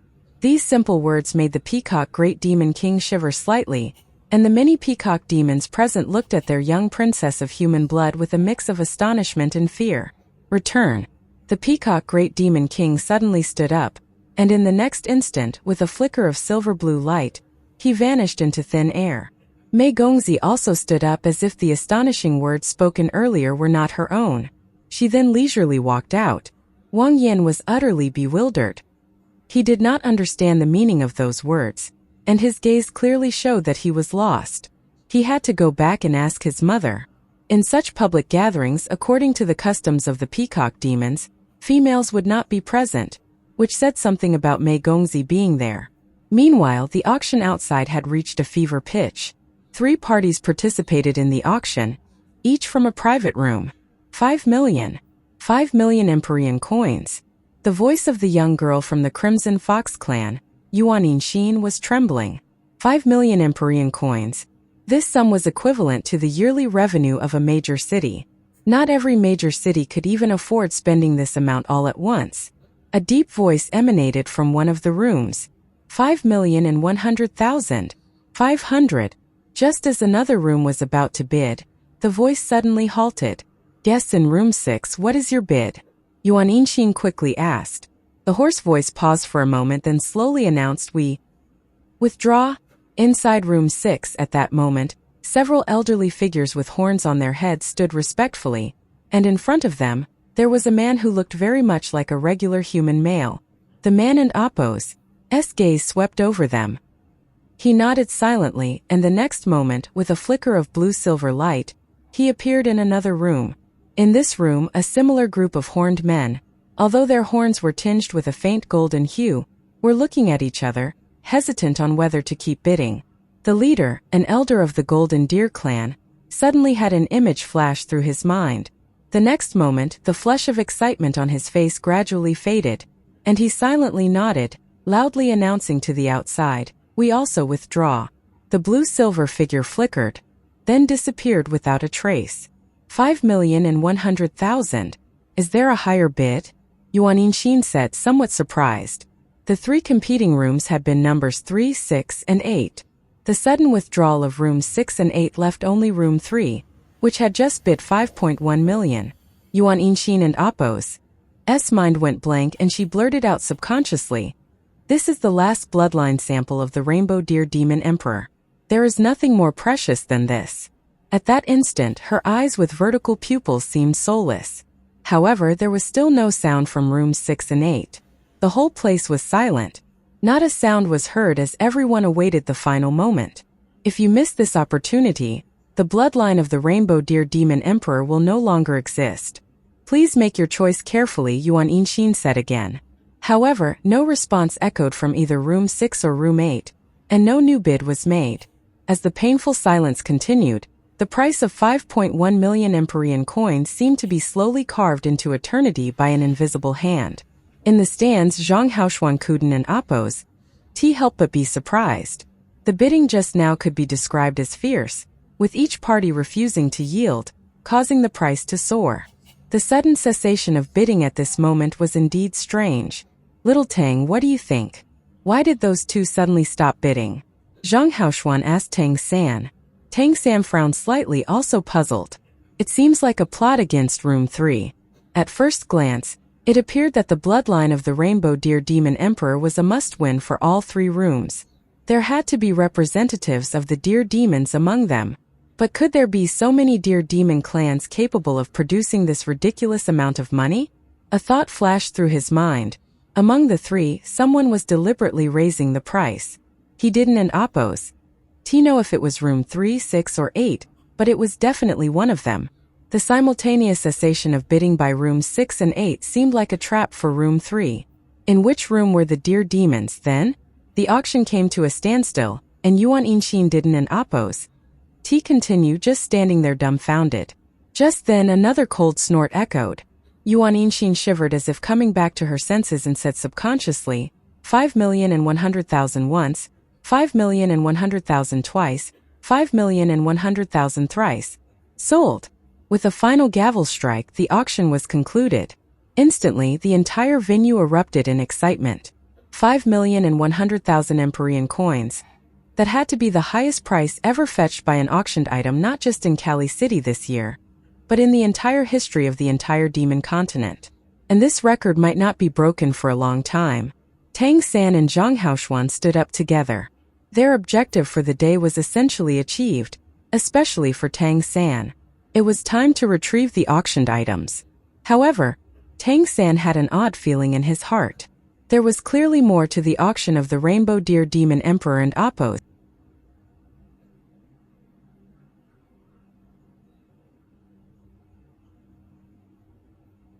Tang San and Appos. S mouth twitched slightly, realizing why he hadn't an Appos. T sensed anyone following him. Mei Gongzi harbored no ill will toward him. Hence, the discerning eye of heaven hadn't an Appos. T alerted him. And so, he had been tracked back. You were there too? Tang San asked. Mei Gongzi nodded. The 18 vassals from the Crimson Fox clan. Did you buy them? Or was it someone else? Mei Gongzi asked indifferently. Tang San did not even have to think before directly betraying his master. The mayor bought them. Saving even one human is worth it, right? I am honestly impressed that you could beat that 8th Order Scorpion. Mei Gongzi slowly walked up to Tang San. She was older than Tang San and, as girls mature earlier, she was taller than the undisguised Tang San, looking down at him somewhat. There was no point in denying it now that he had been recognized. Are you really 11 years old? Mei Gongzi asked again. Tang San nodded. Yep, I am about that age. You and Appos, requalified to be my follower now. From now on, while you and Appos, in the academy, be ready to follow my commands at any time. Understand? I and Appos am a blue class redeemer, and my orders are the organization and Appos' top priority in Cali City. All right, Sister Mei, Tang San agreed almost without hesitation. Being her follower would mean more chances to be near her. Naturally, he wooed and Appos. T refused something like that. Before attending the auction today, he had used the Celestial Fox vision to enhance his luck. And this time it seemed to have paid off tremendously. Perhaps the power of the Celestial Fox vision had evolved? That and Appos. It then Mei Gongzi glanced at him again, then vanished in a flash. The air still carried her faint, pleasant fragrance. Tang San and Appos' lips curled upward. What a wonderful day. Returning to the Redemption Academy, he went straight to his room and closed the door. He needed to take stock of his gains from this venture. First, saving the 18 human vassal girls of the Crimson Fox clan went without saying. As long as he was able to, doing that was his responsibility as a human. At the same time, these 18 girls possessed the Crimson Fox bloodline, weak though it was. The cloning ability showcased by Yuan Yinxin suggested that the Crimson Fox clans had exceptional innate abilities. If their bloodlines could be enhanced, they would certainly be able to earn a place for themselves in the Redemption Society. What delighted Tang San even more were the other 3 auction items. Needless to say, the purple sun fruit was crucial for the entire team in Appo's growth. He could have broken through to the 7th Order a while ago, and right now he had the strength of the 7th Order. However, he had been delaying his breakthrough, hoping to enhance his other abilities to the same level before that. At present, it seemed unrealistic for the discerning eye of heaven to reach the peak of the 6th Order. It was just too difficult. The biggest challenge came from the Celestial Fox vision. However, the Chrono Croc transformation and Golden Rock transformation had a chance as long as Chang Zicheng and Gu Li and Appo's cultivation reached the 6th Order. The Blue-Silver Emperor and Wind Tiger transformation naturally had no issues, as they were both at the peak of the 6th Order. As for the Leopard Flash, upgrading to the 6th Order was also not difficult. With his current cultivation, finding a 6th Order Leopard Flash to enhance his bloodline was rather doable. His body was almost sufficiently nourished. In 3 months at most, he would have a physique strong enough to break through with no issues.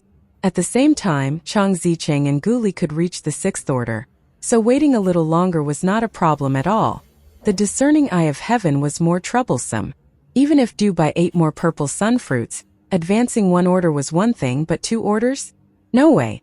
No matter how good the purple sun fruit was or how much it enhanced spiritual power, the fact that the Celestial Fox bloodline was diluted was still the most significant issue. This thought led him to recall the recent blood auctions. If only the blood of the Celestial Fox Demon Emperor was up for auction. Of course, this was just wishful thinking. The Celestial Fox clan never left their ancestral home, and was, in a way, the most important existence in the entire Empyrean dominion. They were protected by all the demon emperors, not to mention that they themselves had a demon emperor at the helm. Forget about laying a hand on them, even harboring the thought of doing something like that could lead to being discovered. However, even though it was challenging to improve, there was no way Tang San could give up the Celestial Fox vision. The more he used it, the more he understood its significant benefits. Luck is part of one and Appo's strength, and if Tang San could actively control his luck rather than letting it control him, he could at the very least double his strength. In any case, he would break through once the other demonic god transformations were enhanced to the 6th Order. When he reached the 7th Order, his cultivation would undergo a qualitative change, and with all his demonic god transformation imprints evolving simultaneously, their cumulative effect would become even more significant. By then, he would have the strength to contend with 9th Order powerhouses, finally possessing the ability to protect himself. With his cultivation plans settled, Tang San took out Sky Shatterer and the pieces of golden wood.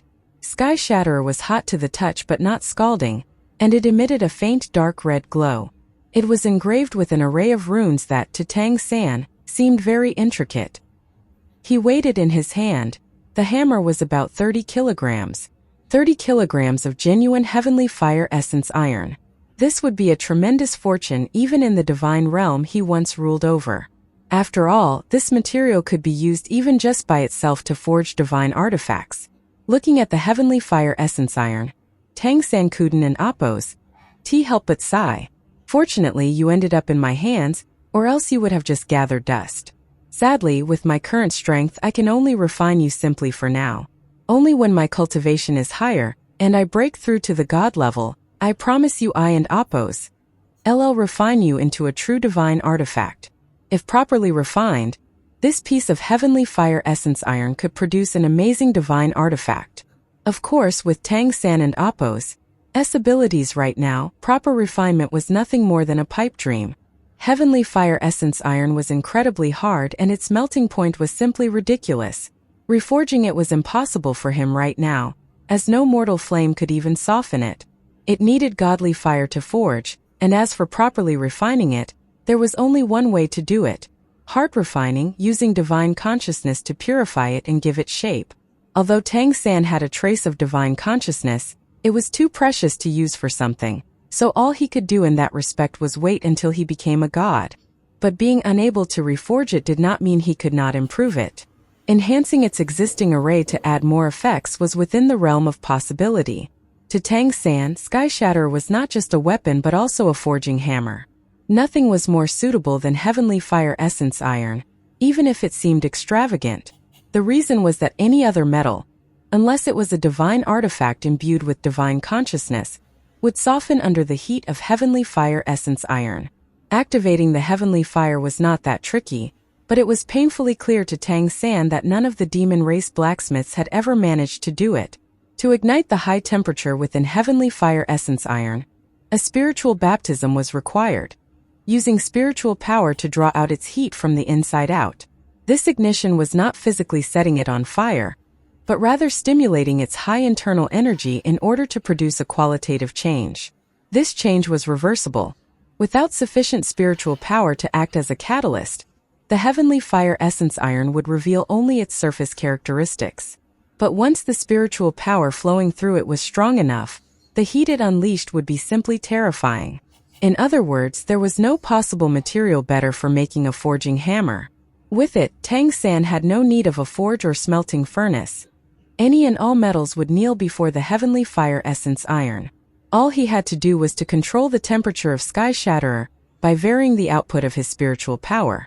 Once his spiritual power evolved into divine consciousness in the future, allowing him to heart refine it, Sky Shatterer would transform completely, becoming an actual divine artifact. Indeed, this hammer was incredibly undervalued by thousands of times, and Tang San suspected that it was not the only item sold for ridiculously low prices in the auctions of this world. If he visited some more auction houses, he could likely find more such overlooked treasures, unrecognized by demons and nymphs. Silently gathering his spiritual power, Tang San slowly infused it into Sky Shatterer. Instantly, he felt as if his spiritual power had entered a warm spring, and it was enveloped by a warmth that seemed to make it slowly turn brighter and more powerful. This was one of the characteristics of Heavenly Fire Essence Iron. Its intense heat could melt and burn everything around it, but it actually nourished spiritual power and could be controlled using spiritual power. The warm sensation gradually became scalding, yet it was still far from fierce. Tang San silently experienced the changes in his spiritual power, continuously infusing the hammer with it. The first spiritual fusion with the Heavenly Fire Essence Iron required a long time. Tang San estimated that at least 72 hours were needed to complete the fusion. This was why the secret of Heavenly Fire Essence Iron had remained undiscovered by the demon and nymph races. They had unquestionably used spiritual power to probe the material, but they would have never maintained such prolonged spiritual immersion. Even spiritual power at the level of divine consciousness required a long time, and the larger the piece of Heavenly Fire Essence Iron, the more time it needed. Molding the Heavenly Fire Essence Iron must have taken great effort from the demon race and Appos blacksmiths, and it was unknown how they did it. What Tang San needed was this continuous immersion of spiritual power. Once the first spiritual fusion was complete, the Heavenly Fire Essence Iron would recognize him as its master, and in the future, even if it fell into someone else in Appos' hands, it could not be used. This was another rare feature of Heavenly Fire Essence Iron.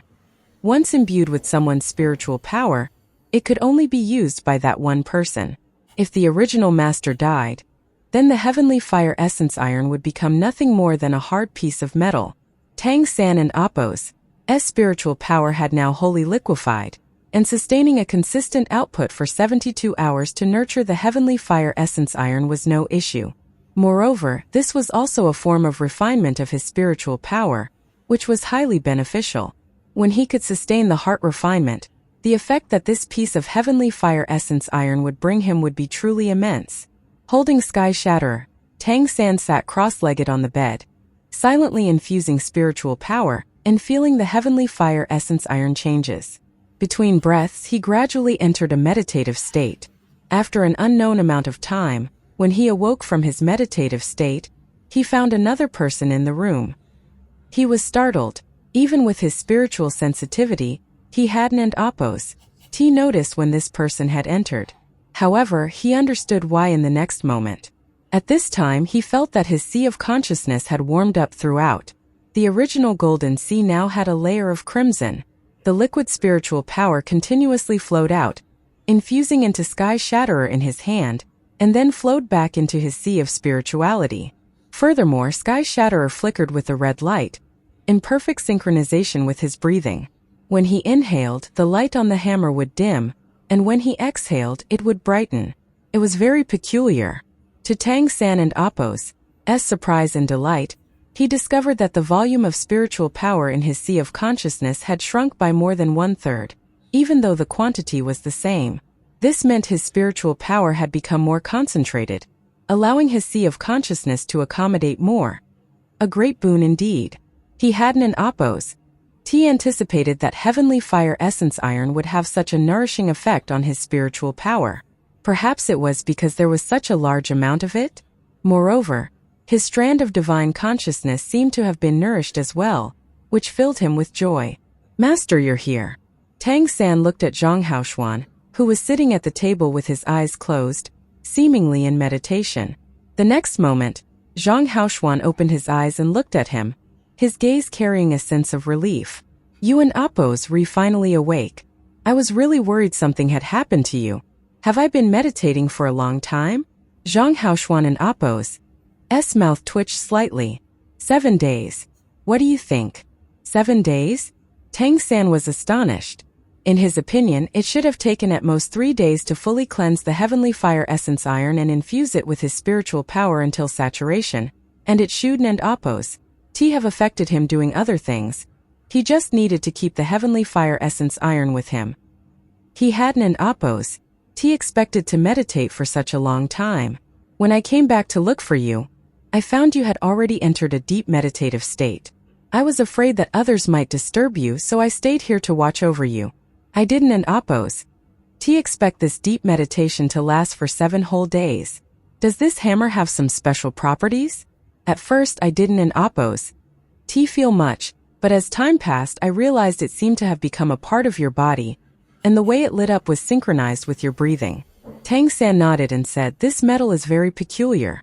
When I bought it, I was actually thinking that it would make a really good forging hammer. But now it's clear that there and Apos' a lot more to it. It has the effect of nurturing spiritual power, and during this meditation my spiritual power has grown a lot denser and purer. A metal that nurtures spiritual power? Zhang Haoshuan looked incredulous. Let me see. Tang San passed Sky Shatterer to him. As the hammer left his hand, Tang San suddenly felt a sense of grievance emanating from it. Emotion? Has this metal developed emotions? What happened during these 7 days? As Sky Shatterer fell into Zhang Haoshuan and Apos' hands, he felt it weigh down suddenly, followed by an intense heat that almost made him let go of the handle. This completely shocked him. His demonic god transformation was of the fire attribute, after all, and as a 9th order powerhouse, he was naturally extremely resistant to flames. He quickly mobilized his bloodline power and barely managed to hold on to it. He then looked up at Tang San with a face full of surprise. He hadn't and Apos' felt this temperature at all when the hammer was in Tang San and Apos' hands. When Zhang Haoshuan tried to imbue it with his spiritual power, he was immediately repelled. His spiritual power could not penetrate the heavenly fire essence iron. Instead, it was pushed back by a shield of intense heat. Sky Shatterer glowed red-hot, bursting with fiery intensity. Zhang Haoshuan and Apos' whole body lit up with a red glow, as if even his spiritual power was about to be ignited. He quickly released his grip and Sky Shatterer slipped from his hand. Tang San swiftly waved his right hand, using controlling crane capturing dragon to snatch the hammer back. To Zhang Haoshuan's shock, when Sky Shatterer landed in Tang San's hand, the redness instantly receded, and the hammer returned to its dark appearance. The weapon recognizing its master? Iasen and Apos' that a characteristic only divine artifacts possess? Zhang Haoshuan and Apos' jaw dropped and he looked at Tang San with disbelief. Indeed, in his understanding, only legendary divine artifacts were able to recognize a master. The way Sky Shatterer behaved in Tang San and Apos' hands and in his was worlds apart, not to mention that only divine artifacts were able to behave in any way. This clearly indicated that the hammer had in fact recognized a master. Did this kid just buy a fucking divine artifact for that handful of coins? Tang San silently felt the changes in Sky Shatterer. Once back in his hands, It immediately conveyed a sense of joy and exhilaration, like a child returning to its father. This heavenly fire essence iron might be even more powerful than he had imagined. In his past life, Tang San had seen pieces of heavenly fire essence iron and artifacts made of it, but either they had already recognized a master or they were very small in size, quite different from this piece. What an absolute treasure! By infusing his spiritual power, he could manipulate the heavenly fire essence iron and Appo's internal power to some extent. Next, he needed to improve the arrays on it, which was bound to be a grueling task that required meticulous spiritual polishing. Right now, aside from the heavenly fire he triggered, Sky Shatterer only had its original pulverization ability. It and Appo's not a divine artifact, but it is indeed very wondrous. It seems my spiritual power can connect with it, Tang San said. Zhang Haoshuan and Appo's head tilted to one side, as if he was questioning his own life choices. Could this boy be some kind of legendary chosen one? Why had he been undergoing such rapid transformations ever since he arrived? It hadn't and Appo's been long, yet he had already made such ridiculous progress. I and Appo's asked for leave on your behalf at Kali Academy. Do you still plan to continue working there? Zhang Haoshuan asked. Tang San hurriedly nodded, saying, of course I must go. There and Appo's plenty I can observe and learn there. Zhang Haoshuan nodded in response, then go, but be careful. It and Appo's good that you woke up. I and Appo's am going to rest now. Adjust your schedule. Since he started working at Kali Academy, Tang San had rarely attended classes at the Redemption Society. In this regard, Zhang Haoshuan had no problem covering for him. He was well aware that Tang San didn't and Appo's need most of the teachings here. Tang San said, Master, let and Appo's distribute that purple sun fruit among everyone. Didn't you buy those for yourself? Zhang Haoshuan asked in surprise. Tang San shook his head. I and Appo's I'll keep 3 for myself. The rest should go to Dubai, Guli, Changzicheng, and Wu Bingji. After all, the more of these things you eat, the less effective they are. And they need it more than I do, especially Dubai.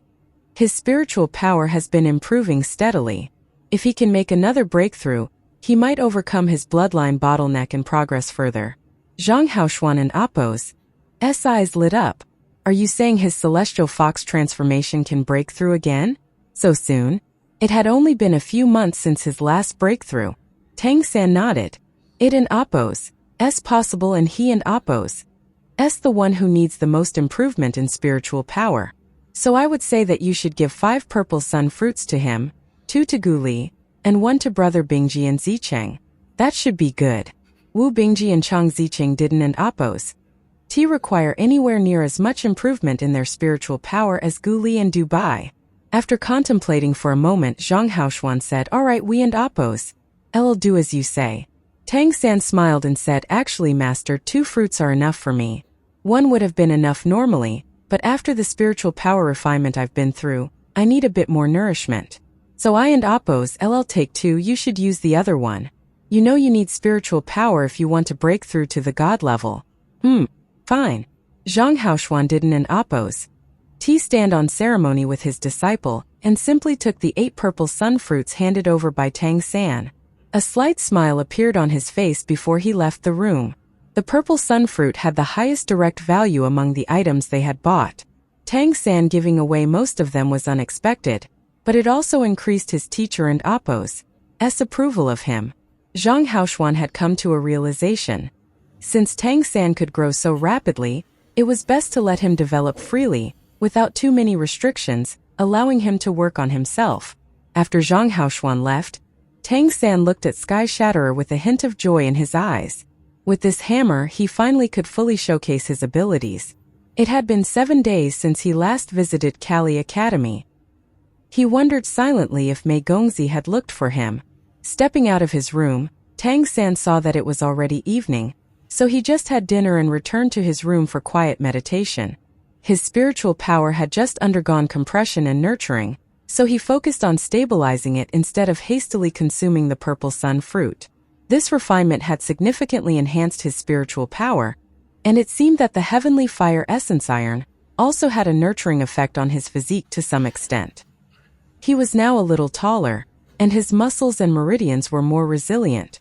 His bones and skin had improved as well. Actually, appearance-wise, he now seemed about the same age as Mei Gongzi. The following day, Tang San returned to Kali Academy. He first greeted Elder Mao, then quickly grabbed a broom and immersed himself in his work. Kali Academy was still the most comfortable place around. The rich spiritual energy of heaven and earth nourished him, and Tang San silently felt his body absorbing this energy, gradually enhancing his energy vortex. His peak sixth-order cultivation had become even more consolidated. If not for his deliberate suppression, he could have broken through already. He hoped that Gu Li and Chang Zicheng would reach the sixth order soon, so that he could continue with this upward trend. The only regret was that Dubai was unlikely to reach the sixth order anytime soon. Whether he could reach the fifth order depended on the effect of the purple sun fruit. As the sun rose overhead and the temperature increased, Tang San was about to go for lunch when suddenly, he felt a stirring in his heart and turned to look in a specific direction. Mei Gongzi stood there, dressed in Kali Academy and Appo's uniform, watching him from a distance. Tang San paused suddenly, and seeing her filled him with happiness. Subconsciously, he quickened his steps and walked toward her. Mei Gongzi watched the boy approaching her with a hint of displeasure in her eyes. "What have you been doing these days? Why didn't an Appos you come to work?" she asked, her tone tinged with mild anger. "Oh, I was in deep meditation, and before I knew it, several days had passed. That and Appos. That's why I only came today. Did you miss me?" "Sorry," Tang Sen hurriedly explained. Mei Gongzi huffed. "Who was waiting for you? And you didn't an Appos to even call me Sister Mei." "Sister Mei, sorry." Tang San quickly complied. Mei Gongzi and Appos' expression softened. "How was your deep meditation?" Tang San replied there was some slight improvement. Mei Gongzi furrowed her brow as she looked at him. Indeed, it had been just 7 days, yet he seemed to have grown taller and somehow more pleasing to the eye. Even she didn't an Appos understand why her usually calm demeanor had given way to irritation. Not having seen him for 7 days had made her inexplicably restless. "Do you have plans tonight?" Mei Gongzi asked. No plans," Tang San replied eagerly, excited. What could be more critical than something involving Mei Gongzi? "Then come with me tonight. I have something to tell you," Mei Gongzi said. "Okay," Tang San nodded. Mei Gongzi rolled her eyes at him and then turned away. "Her eyes are beautiful even when she rolls them at me," Tang San thought to himself. But then he realized she hadn't told him where to meet her tonight. Unsure of where to meet her, Tang San could only wait in the square after finishing his work. He didn't and Appos have to wait long. Before evening arrived, Mei Gongzi came over, dressed in a light blue gown. Her slender figure adorned by the long dress added to her delicate and graceful beauty, yet made her already cool aura seem even colder in a way. She was nearly 14 now, and she stood tall and elegant. Her long hair was neatly draped behind her, and the curved bangs covered her smooth forehead. Her delicate, petite face mesmerized Tang San. She looked as if she had just stepped out of a painting. "What are you staring at? Let and Appos go." "Yes, Sister Mei." Tang San quickly followed her. Mei Gongzi walked ahead with Tang San silently following her, half a step behind. From this angle, he could see her more clearly. She was on the slender side, her neck and back very straight, adding to her noble bearing. Truly beautiful. "What are you looking at?" Mei Gongzi, feeling his intense gaze, suddenly stopped.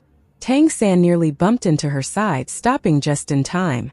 As Mei Gongzi turned around, they were now face to face, close enough for Tang San to smell her faint, delicate fragrance. Mei Gongzi instinctively stepped back and pushed him away, maintaining a distance. "Your waist is too thin. You should eat more," Tang San said earnestly. Mei Gongzi was initially stunned, then her face flushed with embarrassment. She slapped him on the shoulder, making him stumble. "Get away from me." "Ouch!" Tang San cried in pain, stumbling a few steps to the side. He immediately realized that his words were impulsive. He had been all mesmerized and had just accidentally blurted out what he was actually thinking. "Sister Mei, I was wrong. I meant no offense." He hurriedly chased after Mei Gongzi, who had turned and was walking away briskly. Mei Gongzi stopped again, and her eyes were flashing fiercely as she looked at him. "Say that to me again and I will kill you." I was wrong, Tang San admitted humbly, but his heart was filled with warmth. No matter how she treated him, he was willingly devoted in his heart. In this life he was determined to protect her well. In the previous life she had done just too much for him, and his inability to protect her was an immense pain in his heart. Had he been unable to find her reincarnation, even with that fragment of divine consciousness searching for her, he would have chosen to keep searching until his last shred of power vanished into nothingness. Yet the favor of the heavens allowed him to find her again. What could be more wonderful than this? Upon first seeing her, Tang San had found a new light in this world, which he had thought was filled with nothing but malice toward humanity. Seeing his sincere attitude, Mei Gongzi and Appo's expression softened a bit. Subconsciously, she touched his waist before continuing to walk. Tang San hurried to follow, not daring to look too much, but he found himself irresistibly drawn to her, as if she was a magnet. After leaving Kali Academy, Tang San followed Mei Gongzi into the city, walking toward the city center under her lead. Kali City was most lively in the evening, with bustling crowds on the streets and densely packed shops on either side. The food stalls and restaurants in particular were extraordinarily lively, and the clamor of the crowd was accompanied by the fragrance of food wafting through the air. Tang San closely followed Mei Gongzi, and when the crowd thickened, he instinctively used his body to shield her from the bustling crowds, ensuring no one got too close to her. Sensing his attentiveness, Mei Gongzi and Appo's icy expression softened slightly. After hearing what Tang San said earlier, she was furious. Even Song Junho had never dared to speak to her like that, so what was in this boy's mind? Usually she would have sent him away, never to see him again. But for some reason, despite her irritation, she hadn't Appo's driven him away. It was his inexplicable emotions that were the source of her agitation. She had thought about this, but it was clear to her that she'd had no interactions with him before. So why did she feel differently about him? She had deliberately kept her distance, but seeing him kill the giant demon scorpion and take away the bodies of the two human vassals, she had intended to retrieve and bury them. She hadn't Appo's expected it to be him. The impact on Mei Gongzi was quite strong. In her eyes he was just a child, the mayor and Appo's disciple. Yet in front of her eyes he had killed the giant Ao demon scorpion. He had defeated an 8th order demonic beast. She knew that few humans in the Redemption Society had such strength, and he was so young. No wonder he was an orange class redeemer. The task she had to fulfill was extremely challenging, and she needed someone. That was why she had thought to call him out today. But in their short interaction just now, something about him felt off, especially that phrase he said so naturally as if it was the kind of thing he often told her. Even now, as he shielded her from the crowd, everything seemed so natural, and evoked within her a strange sense of familiarity. They walked until they were near the central square, near Mei Gongzi and Appo's milk tea shop. Only then did Mei Gongzi stop in front of a small restaurant. She glanced at the closed milk tea shop before entering the restaurant with Tang San. The restaurant was small, with only 6 tables spanning less than 80 square meters. A narrow staircase led to the second floor. Mei Gongzi led Tang San upstairs to 2 private rooms. She took him into the one on the left. Upon closing the door, Tang San was surprised to find a small insulation array that could block sound and aura within the room. This was obviously more than just a restaurant. He quickly realized that it was probably a hideout of the Redemption Society. When they entered, the first floor was empty of customers, with a closed sign hanging at the entrance. So, in this place it was just him and Mei Gongzi. Mei Gongzi walked to the table and sat down, indicating for him to do the same. Tang San sat opposite her. This was the first time they were alone in a private space since he had met her. The unusual feeling made Tang San and Appo's heart beat faster. It was almost like a date. You and Appo's Tang San, right? Yes. Tang San nodded. Mei Gongzi asked, the day you fought the 8th order giant Ao demon scorpion, what was your demonic god transformation? Tang San replied, Wind Wolf. This was his publicly known demonic god transformation. What is your cultivation order? Mei Gongzi asked again. Tang San was a bit surprised. With her status as a blue-class redeemer, Kuden and Appo's she just asked the mayor for this information? But obviously she hadn't Appo's T asked the mayor about this. I am at the peak of the 6th order, close to the 7th. Mei Gongzi and Apos. S expression darkened when she heard this. A peak 6th order defeating an 8th order giant AO demon scorpion? Tang San smiled wryly. You can also defeat opponents above your order, right? Mei Gongzi coldly said, Tell me, do you have a second demonic god transformation? Tang San was taken aback, not expecting Mei Gongzi to address the critical issue directly. Mei Gongzi and Apos' gaze was piercing, not giving an inch. Tang San hesitated momentarily before saying, Why do you ask? Doesn't an Apos' person only have one demonic god transformation? Mei Gongzi calmly said, In principle yes, but some can have multiple demonic god transformations. They're usually weak though because they have less of each bloodline. There are only a few exceptions. You are one of those exceptions, right? Otherwise, you can't possibly tell me you killed the giant AO demon scorpion with that weak transformation. Tang San scratched his head, thinking that she seemed even more intelligent in this life. Ah, Xiao Wu, I and Apos. I'm not saying you and Apos. Foolish. That and Apos. That's not what I meant. Mei Gongzi said, as you probably noticed, I didn't and Apos. T asked Mayor Zhang about it. Of course, I will keep it confidential. As a blue class redeemer, I have the authority to know. This relates to the tasks I will assign you in the future. I need to know the true capabilities of my subordinates. If it Waren and Apos, T for his identity as Azura, Tang San Wuden and Apos, T mind revealing everything to her. However, concealing some of his abilities to a certain extent would be more beneficial in protecting her. So, Tang San was pondering, if she insisted on knowing about his second demonic god transformation, which should he tell her? Seeing his silence, Mei Gongzi did not press further but simply watched him, waiting for his answer. Under her beautiful gaze, Tang San said, No, really, they're Isen and Apos. The thing is, my spiritual power is a bit different from normal people's, so I have a much better control of my demonic god transformation. He still didn't and Apos. T reveal his multiple demonic god transformations. Azura had used the leopard flash ability in front of Mei Gongzi. At the same time, the golden rock wings, time freeze, and celestial fox vision were too powerful and far too similar to the abilities of a certain group of students from the Redemption Society, making them too suspicious to disclose.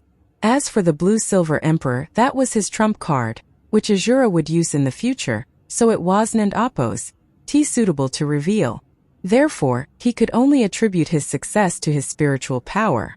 Spiritual power anomaly? Mei Gongzi looked at him, puzzled. Tang San nodded. He slowly raised his right hand, and a blue light surged within his palm. The next moment, a whirlwind formed in his hand. The rich wind elemental energy compressed as it spun, quickly turning into a small cyan-colored wind blade. It was clearly made of wind energy, but it completely lacked the ethereal quality of the wind. Instead, it looked solid like a piece of glass, as it quietly lay in Tang San's hand. Tang San and Apos' fingers moved rhythmically, gently pinching the wind blade. Instantly, the blade was further compressed, transforming into a tiny dark green needle. Despite its small size, Mei Gongzi could distinctly feel the intense energy compressed within it. Tang San said, This is what I used to kill the scorpion. My spiritual power is strong enough to compress the wind elemental energy into this small form and keep it stable. Your spiritual power is that strong? Mei Gongzi and Apos' eyes sparkled with a silvery light as she looked at Tang San. Suddenly, Tang San felt a surge of spiritual force heading straight at him. He looked at Mei Gongzi with clear, penetrating eyes, drawing his spiritual power inward. Invisible spiritual waves rumbled. The next moment, Mei Gongzi's vision blurred momentarily as a fiery wave of spiritual intent rebounded instantly from Tang San, causing her to cry out in surprise. Her sea of consciousness churned from the impact, leaving her momentarily dazed. As her muscles instinctively relaxed, she dropped to the side. Be careful. Tang San swiftly moved to her side, grabbing her arm. Her arm was slender and felt warm and soft in his grasp. Remembering previous experiences, Tang San quickly let go after steadying her. Sister Mei, are you alright? Mei Gongzi looked at him in astonishment. Ninth order spiritual power? The peacock demons highly valued the cultivation of spiritual power. Her spiritual power was at the 8th order, and yet she had just made contact with Tang San and Apos' when it was instantly repelled, even suffering a rebound effect. Although not strong, it was more than enough proof that Tang San and Apos' spiritual power was above hers. Nothing else could explain it. Moreover, it was clear that he had restrained himself to avoid hurting her. Cultivation at the peak of the 6th order, coupled with 9th order spiritual power, was simply monstrous. Having 9th order spiritual power naturally explained how he could kill an 8th order demonic beast. With Mei Gongzi and Apos' experience and the advantage of her bloodline, her insight was much higher than that of ordinary demons. She naturally understood the immense importance of strong spiritual power. She could defeat 8th order powerhouses, not just thanks to her powerful bloodline, but also due to her great spiritual power, which allowed her to utilize her bloodline power better. The most crucial point was his age. He was younger than her and had incredible talent. The only pity was that his bloodline was somewhat weak. The Wind Wolf transformation was merely a 4th-tier bloodline, and it was a matter of luck whether even the highest-level lineage could reach the 3rd tier. Seeing Mei Gongzi and Apos' astonishment, Tang San blinked naively and said, "I don't know why it's. My spiritual power has always been strong." Mei Gongzi nodded. She knew that the demonic god transformation had many peculiarities, and anything was possible. She was an exceptional existence herself, so she could more readily accept Tang San and Apos' explanation. "Sister Mei, you said you wanted me to help you with something?" Tang San asked. Upon hearing his question, Mei Gongzi fell silent, seemingly deep in thought. Tang San couldn't and Apos' help but feel surprised. He could sense Mei Gongzi and Apos' conflicted emotions, unsure of what she was pondering. This conflict seemed to have arisen after she tested him. When Mei Gongzi looked up at him again, there seemed to be a decision made in her heart. She said softly, "It and Apos' nothing. You can go back. I just wanted to see your capabilities." Tang San furrowed his brows slightly. "Are you sure there's nothing? If there's anything you need me to do, just say it. I will do my best." Mei Gongzi's voice raised slightly. "I said it and Apos' nothing. You can go now." Tang San looked at her deeply but did not press further. After several encounters, he had begun to understand his wife and Apos' character in this life. Unlike her carefree nature when they first met in their previous life, her current status as a member of the Redemption Society, and such a high-rank one at that, burdened her with many responsibilities that she had never known in their past life, so it was only natural for her personality to be different.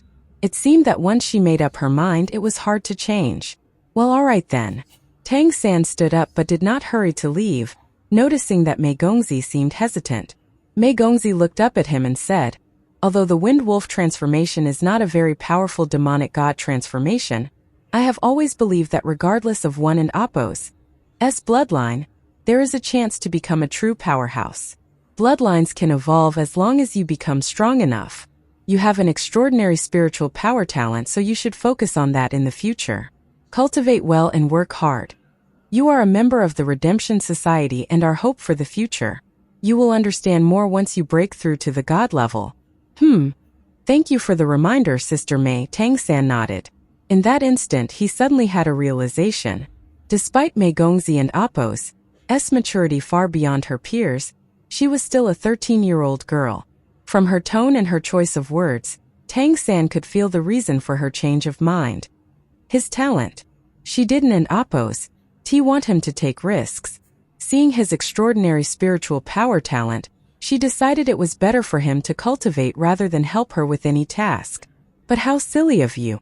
For me, what could be more important than helping you? Not to mention I want to be alive so I can enjoy being with you." However, Tang San did not insist, as he felt that it would not be appropriate. Moreover, he was now well aware of why Mei Gongzi was a blue-class redeemer, and was clearly being nurtured as one of the society's future leaders.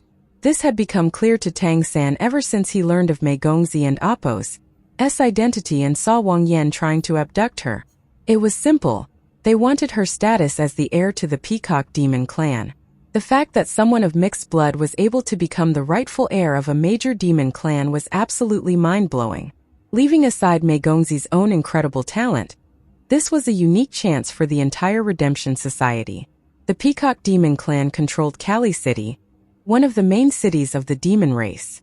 With only a handful of major cities for both the demon and the nymph races, if Mei Gongzi could take over the Peacock Demon clan and become the next Peacock Great Demon King, it would be an absolutely monumental event for the Redemption Society. Therefore, everything she was doing now had to be in preparation to inherit the throne in the future. Tang San could only imagine the difficulties she faced. There had to be tremendous resistance within the Peacock Demon clan itself, as well as from the ancestral court and even the nobles of Kali City. For someone like her with human blood, to aspire to inherit the throne. The contemplative look in Mei Gongzi and Appo's eyes had vanished. She stood up and said to Tang San, in the coming period, there may be some incidents in Kali City, perhaps even unrest. You Don and Appo's need to know too much. Keep out of sight, spend more time cultivating in the academy when you're free, and Don and Appo's go wandering into the city, let alone outside of it, understand? What in Appo's going to happen? Tang San asked. Mei Gongzi shook her head and said, you Don and Appo's need to know for now. Knowing one and Appo's be of any significance to you. Just remember what I said and do as I and Appo's told you. When it and Appo's time for you to know, you will naturally find out. Go now.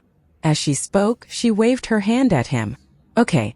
Tang San nodded, looking deeply at her beautiful face again. Sister Mei, whenever it is and whatever it is, I am at your command. After saying this, Tang San then turned and left. Watching his departing figure, Mei Gongzi and Appo's gaze softened, and her expression also became gentle, as if she had taken off a mask. She sat back down on her chair. Having observed him for a while now, she knew that he was extraordinary, and she felt rather peculiarly about him. What lingered in her mind were the scenes of their few encounters. She clearly remembered how Tang San looked at her during their first meeting. At that time he was much thinner and still looked like a little child. However, the gaze in his eyes was more complex than anything she and Appo's ever seen, revealing countless emotions as he glanced at her. Each subsequent meeting left a profound imprint on Mei Gongzi's memory. For unfathomable reasons, she could not harbor any guard against him. Tang San's rate of growth far exceeded her expectations. Of course, she was truly shocked when she confirmed that Tang San was the ape demon that had killed the scorpion. After all, it was an 8th-order demonic beast. How could it be possible? But the truth was the truth. He had indeed accomplished it. He had grown strong enough to slay an 8th-order powerhouse. This prompted Mei Gongzi to entertain a certain thought. After careful consideration, she wanted to seek his assistance. However, while testing him today, what ultimately made her give up was not Tang San and Appo's strength nor his 9th-order spiritual power, but a particular thought in her heart. She did not want him to take risks. Indeed, such a thought appeared in her mind with no rhyme or reason, as if she couldn't and Appo's bear knowing that he was putting himself at risk. Therefore, she changed her mind at the last moment. Tang San, what exactly are you? Mei Gongzi murmured in her heart. After leaving the small inn, Tang San stood outside for a few moments, observing his surroundings. Mei Gongzi must be up to something. She says she doesn't and Appo's need my help, but does that mean I shouldn't and Appo's get involved? Come on, let an Appo's be serious. If Sweeper Tang can and Appo's do it and Appo's time for Azura to appear. Turning into an alley in no time, he changed his clothes, donned a mask, and slightly altered his physique using the mysterious heaven technique. After a long break, Azura was back on stage. As he stood in a shadowy corner with a view of the inn and Appo's entrance, Tang San and Appo's lips curled slightly. In truth, adopting the Azura identity was more convenient, as it allowed him to unleash his true power. There was no need for the Wind Tiger transformation. Whatever she intended to do, since she sought help, her task was indeed fraught with risk.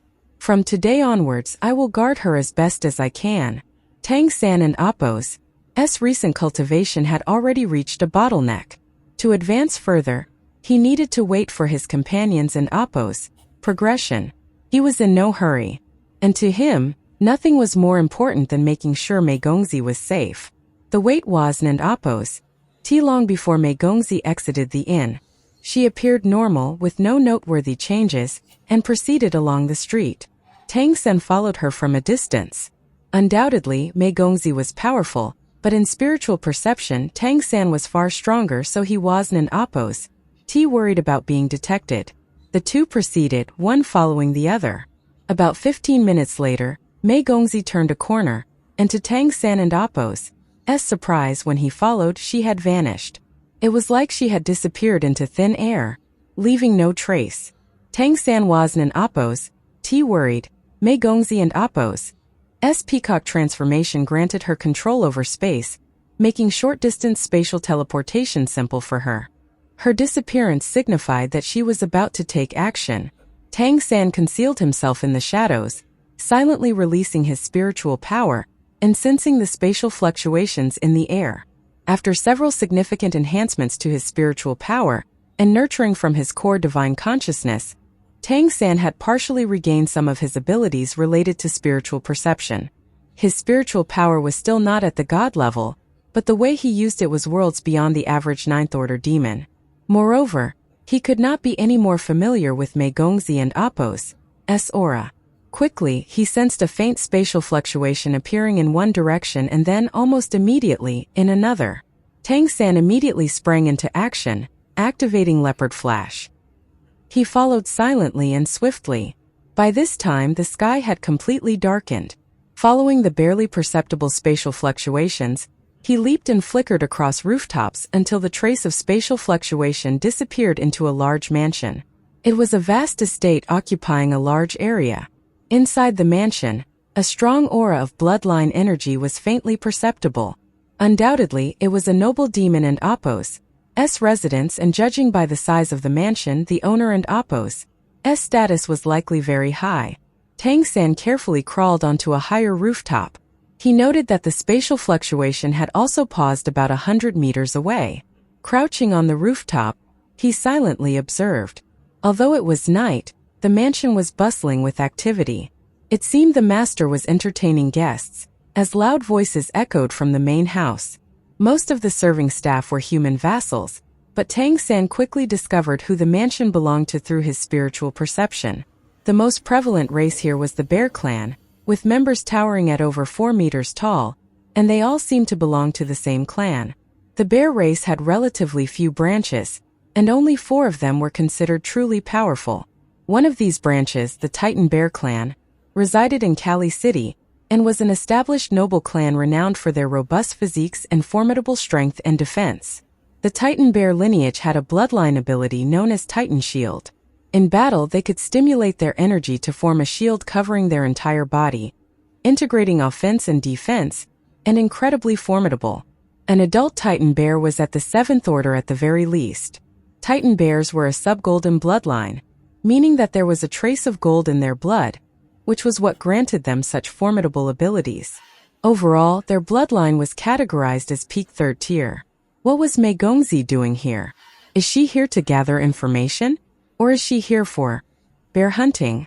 Damn, whatever she plans to do, I would have cooperated. But ISN and Appo's?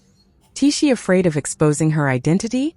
After all, the bloodline of the Peacock Demon Clan ISN and Appo's easy to conceal. Tang San waited silently, also observing the situation below. It seemed the Titan Bears didn't and Appo's have any god-level powerhouses here. Otherwise, his discerning eye of heaven would have detected a substantial threat. With no god-level opponents, the task was much more manageable. He silently activated the celestial fox vision, bestowing luck upon himself. The Titan Bear demons entertained numerous guests in the main house, with over a dozen attendees indulging in hearty eating and drinking. Most of them belonged to other warrior clans, including the Flash Leopard clan, though there were no members of the Wind Wolf clan. It seemed that the Titan Bears had some sort of relationship with the Flash Leopard clan. Otherwise, given the status of the Flash Leopards in the demon hierarchy, they would have no business being here. Of course, it looked like they were only minor attendees at today and Appo's banquet. Members of various other clans were present, too, and Tang San could even sense the presence of fox demons. Zhang Haoxuan arranged for the Crimson Fox girls he had acquired at the auction to stay temporarily in a separate location within Kali City, as their presence in the town near Kali Academy would have been too conspicuous. He was waiting for Tang San's return to finalize their arrangements. The fox demons seemed quite popular among the demon races. At the day's banquet, 2 female fox demons attended, and though their faces were not visible, their seats on either side of the host indicated their high status and the attitude of other clans towards the fox clans. The host, undoubtedly the mansion and Appo's owner, was at the main seat. With just a slight use of his spiritual power, Tang San could feel the host and Appo's incredibly dense and powerful energy, like a tangible wave of force, creating a mountain-like presence in his spiritually perceived world. This individual, while not a god just yet, was at least a peak 9th order powerhouse. Tang San believed that Mei Gongzi and Appo's cultivation was at the 7th order. The task of killing such a powerful individual would be nearly impossible for the two of them, especially since Mei Gongzi's identity as a member of the Peacock Demon clan would likely be exposed in combat. Therefore, Tang San guessed that her plan was likely to gather intelligence. Tang San assessed things from a distance, while Mei Gongzi remained motionless in the shadows. She did not move or further investigate the mansion, instead staying hidden. As time ticked by, the banquet gradually moved from its climax to its end. The noise inside grew significantly louder, a clear sign of the increased drinking. A thought struck Tang San. If Mei Gongzi were merely gathering information or seeking something within this mansion, she wouldn't Appo's lurk in one spot. She would be moving around more within the mansion, which shouldn't Appo's take this long. It and Appo's been more than an hour, but she hasn't Appo's moved at all. Could it be that her target is actually... Just then, the main doors of the mansion swung open. Amidst the noise, a group of somewhat staggering individuals emerged. Leading them was a Titan bear towering over his other guests at over 6 meters tall. It was covered in dark golden fur, unashamedly displaying its intense aura and vitality. Accompanying it were several other Titan bears, noticeably weaker in aura. Other demons were also present. 2 fox demons stood out with large tails, one red and the other pale blue, indicating their distinct fox demon lineages. Both were beautiful and had seductive demeanors. They accompanied the strongest Titan bear, chatting and laughing. It was evident that the day and Appo's banquet had greatly pleased these demons. The leading Titan bear laughed heartily. If not for tomorrow and Appo's affairs, we could drink all night. Let and Appo's meet another day after I and Appo's am done handling important matters. I dare not keep you 2 little foxes today. Otherwise, heh. The other demons laughed along. Despite drinking quite a bit, it was clear that the leading Titan bear remained sober, and it escorted the other demons to the gate before turning back. The other Titan bears accompanying him also bid their farewells and dispersed toward the deeper parts of the mansion. The leading Titan bear let out a long breath, stretched its back, and headed toward the main house. Tang San felt a sudden chill run down his spine at that moment. His spiritual power instantly concentrated as he intently watched the Titan bear. Streaks of silver light appeared in the air at the speed of lightning. As the Titan bear entered the main house, those silver lights simply showed up behind it, out of thin air. The appearance of the silver lights was so sudden, without any visible origin or trajectory, merely a flash of silver, that the Titan bear and Appo's robust body just froze. A roar erupted instantaneously. 16 crossbow bolts had just embedded themselves halfway into the bear and Appo's massive back. Dazzling dark golden light surged out, accompanied by a series of hissing sounds. The crossbow bolts lodged in its back were instantly expelled, along with spurts of blood. This blood, tinged with silver and purple hues, looked extraordinarily eerie. A figure instantly flashed to the side of the Titan bear. The Titan bear and Appo's bloodline power activated and an energy shield protected it. Yet, its colossal body violently shook, clearly having sustained severe damage. The crossbow bolts contained the power of space, and a potent poison that had infiltrated its blood. Sensing something amiss, the Titan bear tried to expel the poison and the contaminated blood from within its body as it pushed out the bolts. However, the poison was incredibly insidious, and it had invaded the demon's organs as soon as it entered the body. Though some of it was expelled with the blood, a strong sense of weakness followed. As the Titan bear roared in anger, it suddenly felt an intense stabbing pain in its brain. Its roar was abruptly interrupted, and it stiffened once more. Meanwhile, the figure that had appeared at its side had already charged forward. The figure was clad in black garb, with a black hood covering the head. It was impossible to tell who or what it was. There were no weapons in its hands, but these hands suddenly burst with intense white light and sharp claws emerged from the fingertips as it instantly grasped the throat of the Titan bear. Dark golden light flickered, creating sparks under the claws and Appo's sharp tips. The Titan bear and Appo's greatest strength was its defense, which it still displayed even while ambushed and seriously wounded. However, at that moment something strange happened. The attacking figure in Appo's claws shimmered with a white golden glow. A disgusting sound could be heard as the claws instantly penetrated the Titan bear and Appo's defense, tearing through its throat. Only then did the Titan bear and Appo's massive paws strike where the figure had been, but with a flash of silver light, the figure had already moved out of its attack range. The Titan bear seemed to struggle to breathe as blood gushed out from its mouth.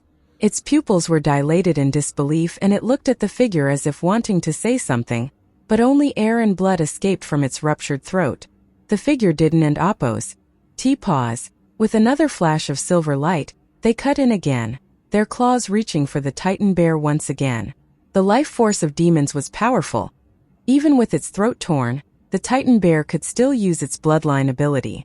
But just as it was about to activate its Titan shield again, a sense of weakness spread from within, and the dark golden hue enveloping it instantly dimmed. The figure flickered behind the bear, and those sharp claws pierced through the back of its neck, instantly severing its spinal marrow. The thick fur offered no defense against the white golden claws. Without hesitation, the figure kicked away from the demon and Appo's back and soared away.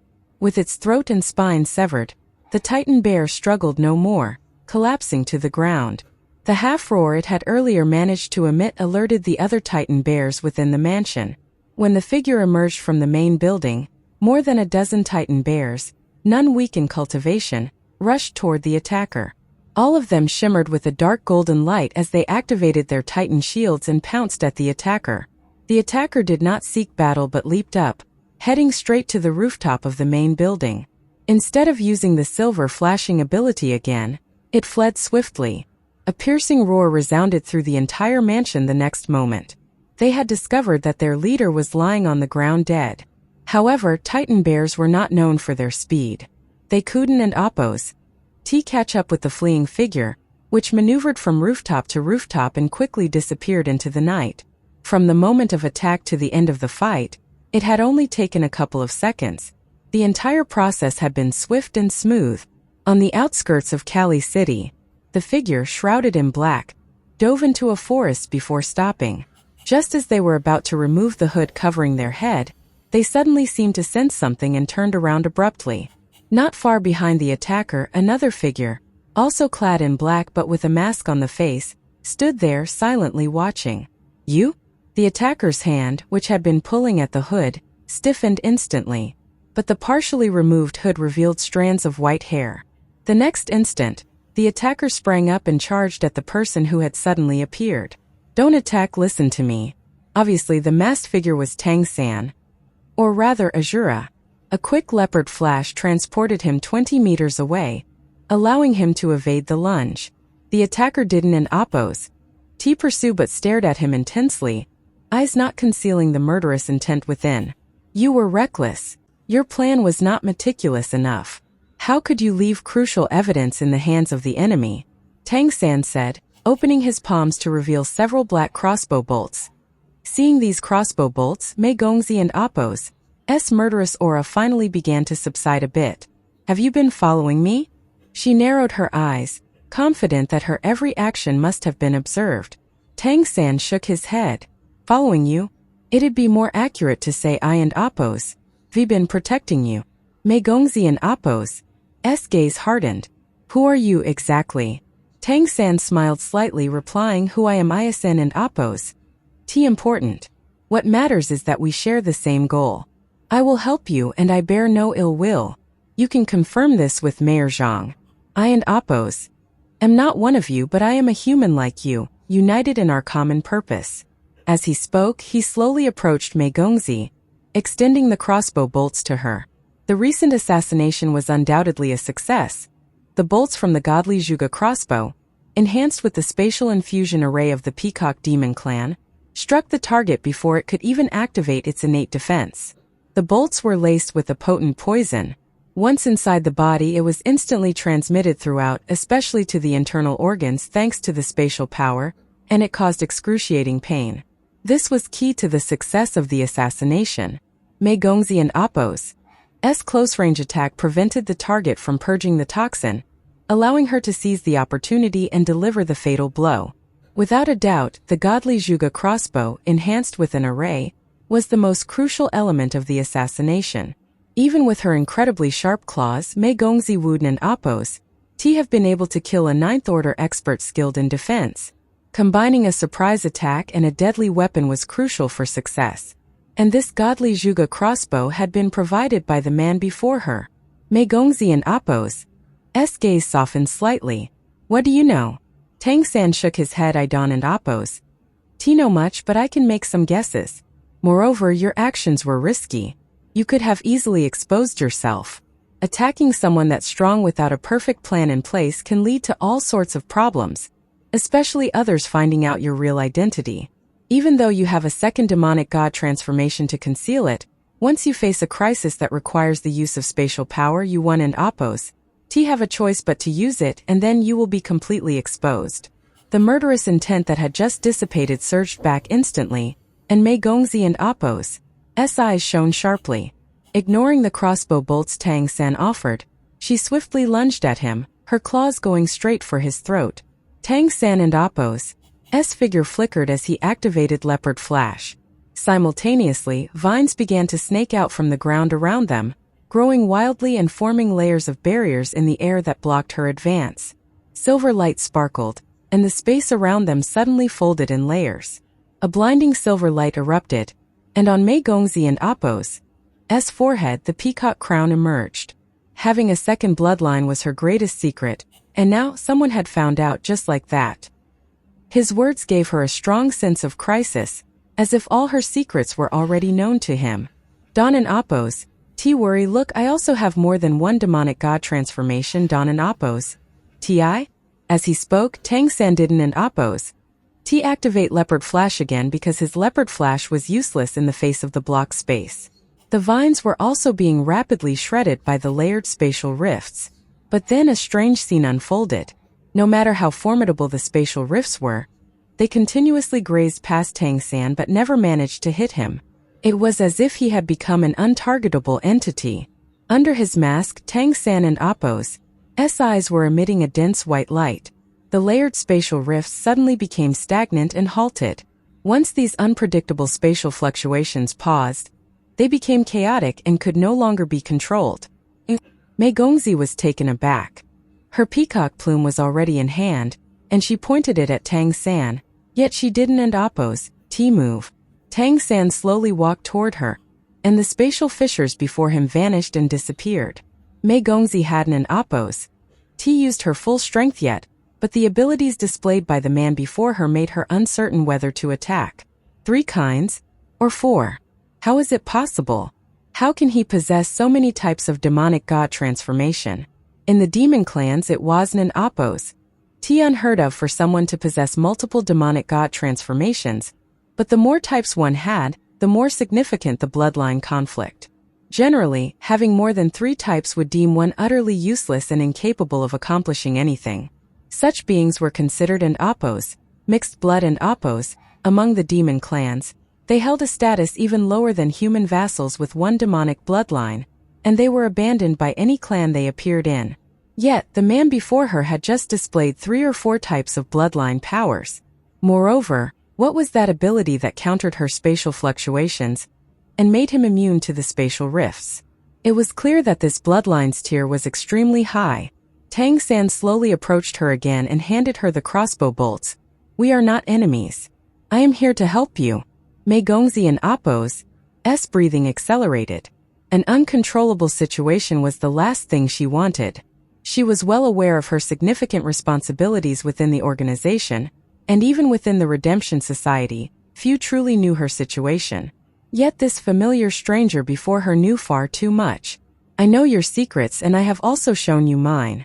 Let and Appo's Call it even, Tang San said with a smile, seemingly perceiving her thoughts. Mei Gongzi raised her hand and grabbed the crossbow bolts. Why should I believe you? Tang San shrugged. Think back, last time I appeared, was it not also to help you? If I hadn't an oppose. T dealt with that bear earlier. Do you think it would have just waited for you to rip its throat out on your first attack? I just want to help you, or rather, help all of humanity. Then take off your mask. Let me see your face, Mei Gongzi said stubbornly. Tang San shook his head. That is the only thing I cannot do yet. If there comes a day in the future when I can, I will let you see my face, I promise. But not now. I cannot reveal my identity. All I can tell you is if they're an oppose. Only one person in this world who doesn't an oppose. Want to hurt you, then that person is me. Mei Gongzi was momentarily stunned, not expecting Tang San to say such things to her at this time. I need to go. Before your next move, consider consulting with me. With my cooperation, it an oppose. I'll be much safer for you. His figure flickered as he used leopard flash again, and in the next instant, he appeared far away. How do I find you? Mei Gongzi called out to his figure, who disappeared into the darkness. When you stand at the entrance of Kali Academy in the evening with a cup of milk tea, I and oppose. I'll know you need me. After saying this, Tang San and oppose's figure flickered again and vanished into the night. Azura. Mei Gongzi gazed toward the place he had just left, pondering the words he had spoken earlier. She glanced at the black crossbow bolts in her hand, her eyes full of contemplation. She removed her hood, revealing her stunningly beautiful face and long hair as white as snow. Gradually, her hair changed color, returning to black, and the white mark on her forehead faded away. What she didn't in oppose was that Tang San deep inside was just as shocked as she was. She has 2 demonic god transformations, and that second demonic god transformation bloodline doesn't seem inferior to that of the peacock demons. Where did she get those incredible platinum claws? It has to be at least a second-tier bloodline. No wonder she dared to assassinate the Titan bear. This second bloodline conceals her identity. These 2 demonic god transformations were just like the twin martial spirits Tang San had in his previous life. To gain Mei Gongzi and oppose's trust and reduce her sense of danger, Tang San had used 4 abilities: the Discerning Eye of Heaven, Time Freeze, Blue Silver Emperor, and Leopard Flash. Once she calmed down, she could draw her own conclusions. Assassinating the Titan bear must be related to her grand scheme. This is the first target, but definitely not the last. In any case, regardless of what Mei Gongzi did, Tang San needed to cooperate, filling in the gaps for her. As long as the opponent wasn't at the god level, relying on the godly Zhuge crossbow combined with their powerful bloodline abilities, their Shuden and oppose, be much of a problem. This night has genuinely been fascinating. Returning to the academy town, Tang San didn't and oppose rushed back to Redemption Society but instead went to Zhang Haoshuan and oppose's residence. He knocked on the door a few times. Come in, came Zhang Haoshuan and oppose's voice from inside the room. Tang San pushed the door open and entered. Zhang Haoshuan was dressed in simple leisure clothes, and he seemed to have been cultivating earlier, judging from the strong fluctuations of his aura. It and oppose. Not easy to see you these days. Do you often go out at night? Zhang Haoshuan asked, somewhat displeased. Tang San nodded, saying, sometimes I go to Kali Academy to cultivate. As you know, the spiritual energy there is richer, making cultivation more effective. You go to Kali Academy at night? How do you get in? Zhang Haoshuan asked, surprised. Tang San shrugged. I cracked their alarm array. Hearing him speak so casually, Zhang Haoshuan couldn't and oppose help but inhale sharply. I and oppose. I've been meaning to ask, is your study of arrays also from the mysterious heaven record? But I didn't and oppose see it in the notes you gave me. Tang San and oppose's mouth twitched slightly as he said, this part of the information was too important, so I didn't and oppose write it down for you.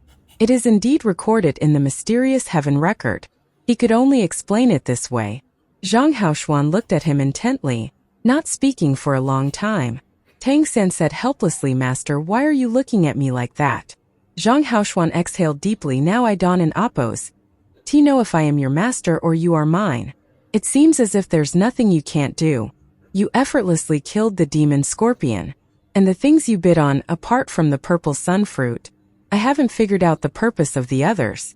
You say that everything you do is for the sake of humanity. However, the mystery surrounding you makes me uneasy. Indeed, the more Zhang Haoshuan saw from Tang San, the more uneasy he became. Tang San said, Master, I Haven and Oppose. T concealed much from you.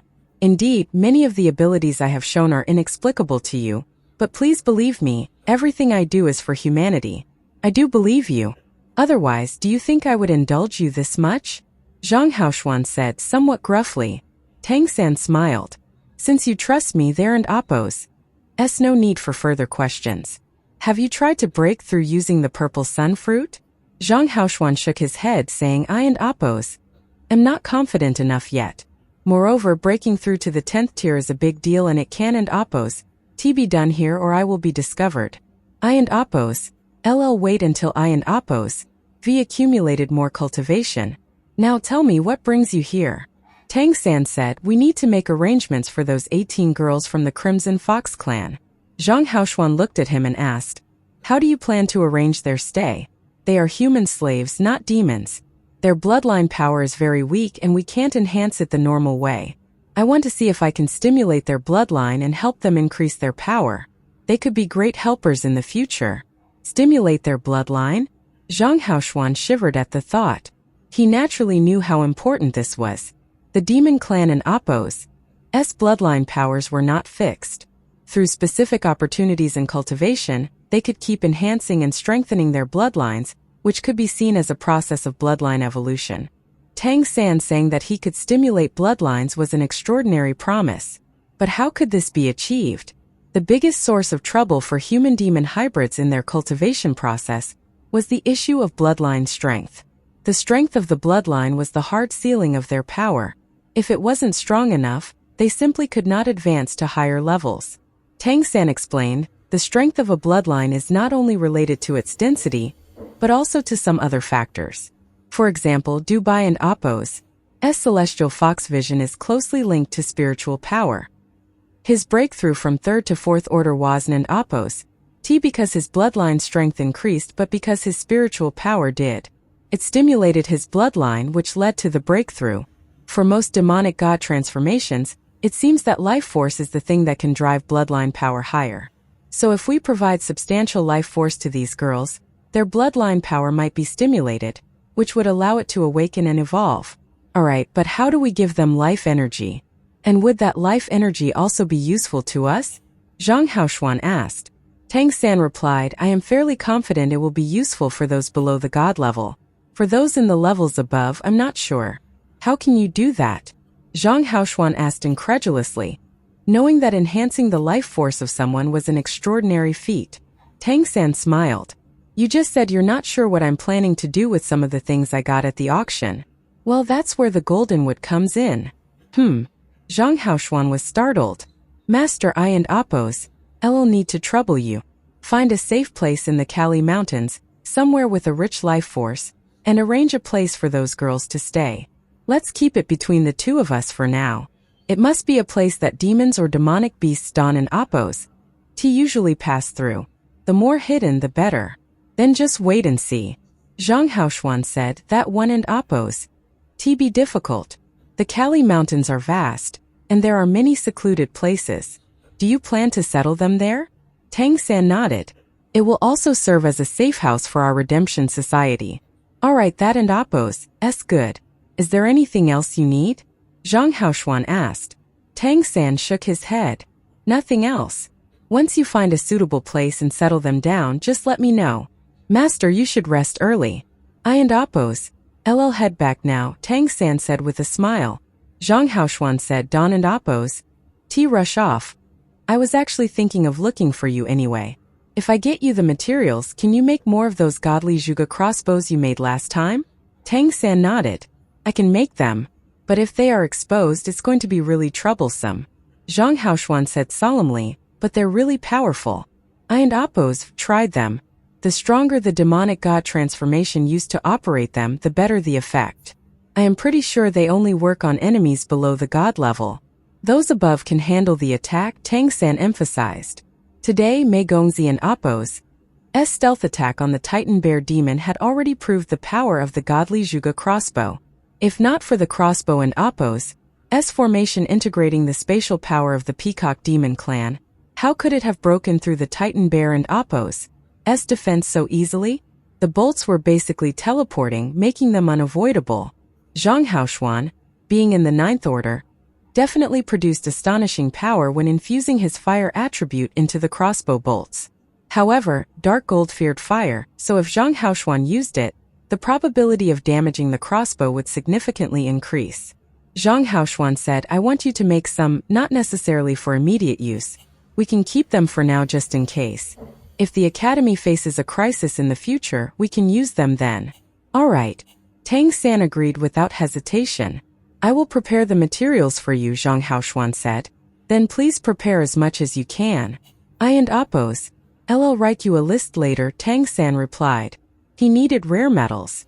With the hammer made of heavenly fire essence iron, forging was now much easier than before. Naturally, making hidden weapons was not an issue. Mei Gongzi was now in a critical moment, and with an uncertain future ahead of them, preparing some powerful hidden weapons was a priority. Moreover, Mei Gongzi had seen him buy the heavenly fire essence iron hammer as Tang San, so this hammer could not appear as a weapon in front of her. Thus, Tang San needed to forge a suitable weapon to enhance his strength. Thankfully, on this planet resources were abundant. In the following days, life returned to normal. Sweeper Tang continued his daily routine of cultivation and work. Tang San occasionally saw Mei Gongzi at the academy. She seemed no different from usual and didn't Appo's pay him much attention.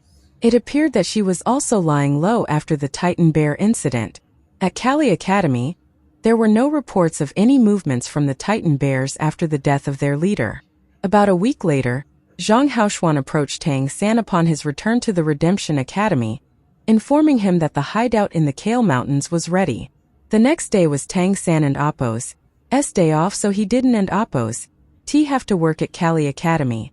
The two of them thus entered the Kali mountain range early in the morning.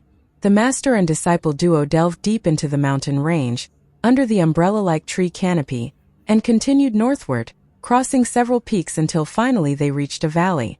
This valley was in a hilly region, with steep terrain and sparse vegetation due to the abundance of rocky outcrops. Water could be faintly heard between the hills, and as the two of them walked, they reached a cliff with a small waterfall running down. Beneath the waterfall was a pool covering a few hundred square meters. The pool and Appo's turquoise water was crystal clear, with some fish swimming freely. This area rarely sees the presence of demonic beasts, because it has very little vegetation, and practically no treasure plants or anything. The northern part of Kali Mountain Range has always been known as a barren land, so few demons venture here. I discovered this waterfall by chance, and behind it there's a cave. I carved a passage through the back of the cave years ago, so we could hide here if the Redemption Society ever needed it. I and Appo's brought your girls here. What do you think?" Zhang Haoshuan explained. Tang San smiled. "A scenic spot, it and Appo's great." While talking, they had already reached the side of the pool. "There are wild vegetables to gather here, and with the fish from the pool, it and Appo's enough for their daily needs," Zhang Haoshuan said. "You and Appo's thought this through, Master," Tang San complimented him. "Let me bring you inside." As he spoke, Zhang Haoshuan leaped up, waving his hands, creating a hot air current that blocked the waterfall and Appo's flow and dispersed clouds of steam. Tang San also released wind elemental energy around him, supporting himself as he flew after Zhang Haoshuan. As the waterfall lifted, it revealed a cave behind it, large enough for two people to walk through side by side. The cave appeared dark, obscuring the view inside. Both of them entered the cave. Zhang Haoshuan extended his left hand, and a flame lit up, illuminating the surroundings. The cave was somewhat damp, but as they proceeded, the ground sloped upward, and after a few dozen meters, the dampness significantly reduced. Under Zhang Haoshuan and Appo's lead, they kept moving inward. After about 30 or 40 meters, they faintly heard voices inside. "Who and Appo's there?" a frail voice asked. "It and Appo's me," Zhang Haoshuan said. He continued upward with Tang San, turned a corner, and suddenly their view brightened. Light shone from somewhere, illuminating the cavern ahead of them. The terrain here was at least 50 meters higher than the pool area. The cavern was cool and dry. The upward-sloping passage in the back, faintly lit, was probably the one Zhang Haoshuan mentioned he had dug. This cavernous space appeared spacious, about 500 or 600 square meters wide and 7 or 8 meters high. Several mattresses were laid on one side of the flat ground, and a dozen human girls were gathered together, looking rather frightened. Tang San had not paid much attention to them previously at the auction. Now up close he could see them more clearly. These slave girls with Crimson Fox bloodline were all around 14 or 15, and they were really pretty. Their eyes, in particular, were exceptionally beautiful. Even though they were somewhat fearful and withdrawn, their eyes still sparkled, and they exhibited a certain charm beyond their young age, an unmistakable trait of the fox lineage. Without activating the demonic god transformation, they were indistinguishable from humans in all other aspects. Furthermore, the mixed blood of the fox demons and humans bestowed them with slender waists and long legs, their figures surpassing even their faces in beauty. This was a significant reason for their popularity at auctions. Tang San observed them and they in turn scrutinized him. Upon seeing Zhang Haoshuan, they visibly relaxed, and their expressions turned to curiosity when they saw Tang San standing behind Zhang Haoshuan. Although Tang San and Appo's physique had developed beyond his years due to his cultivation and bodily refinement advancement, his appearance still retained a hint of youthfulness. At a glance he seemed about the same age as the girls, though in reality, Tang San was only 11 years old. "Senior Zhang, hello?" The leading girl bowed slightly to Zhang Haoshuan, and the other girls followed suit in greeting. Zhang Haoshuan smiled and said, "No need for formalities. Let me introduce you. This is the person I mentioned who bought you.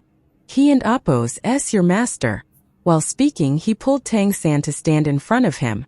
"Master?" Tang San was momentarily taken aback.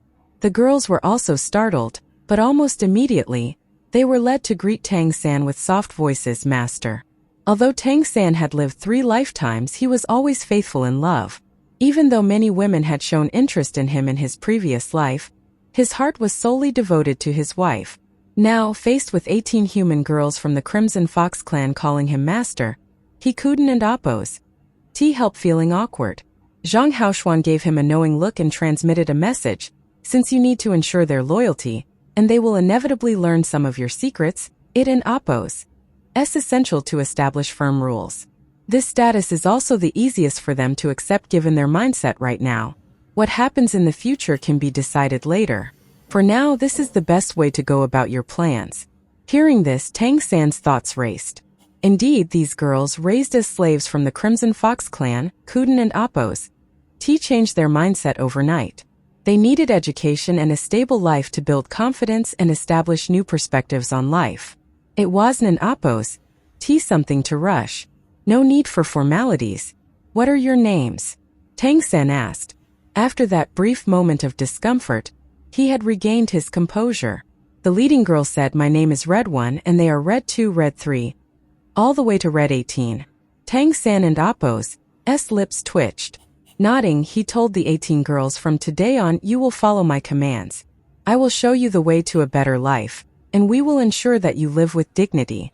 You will never be anyone's slaves or playthings."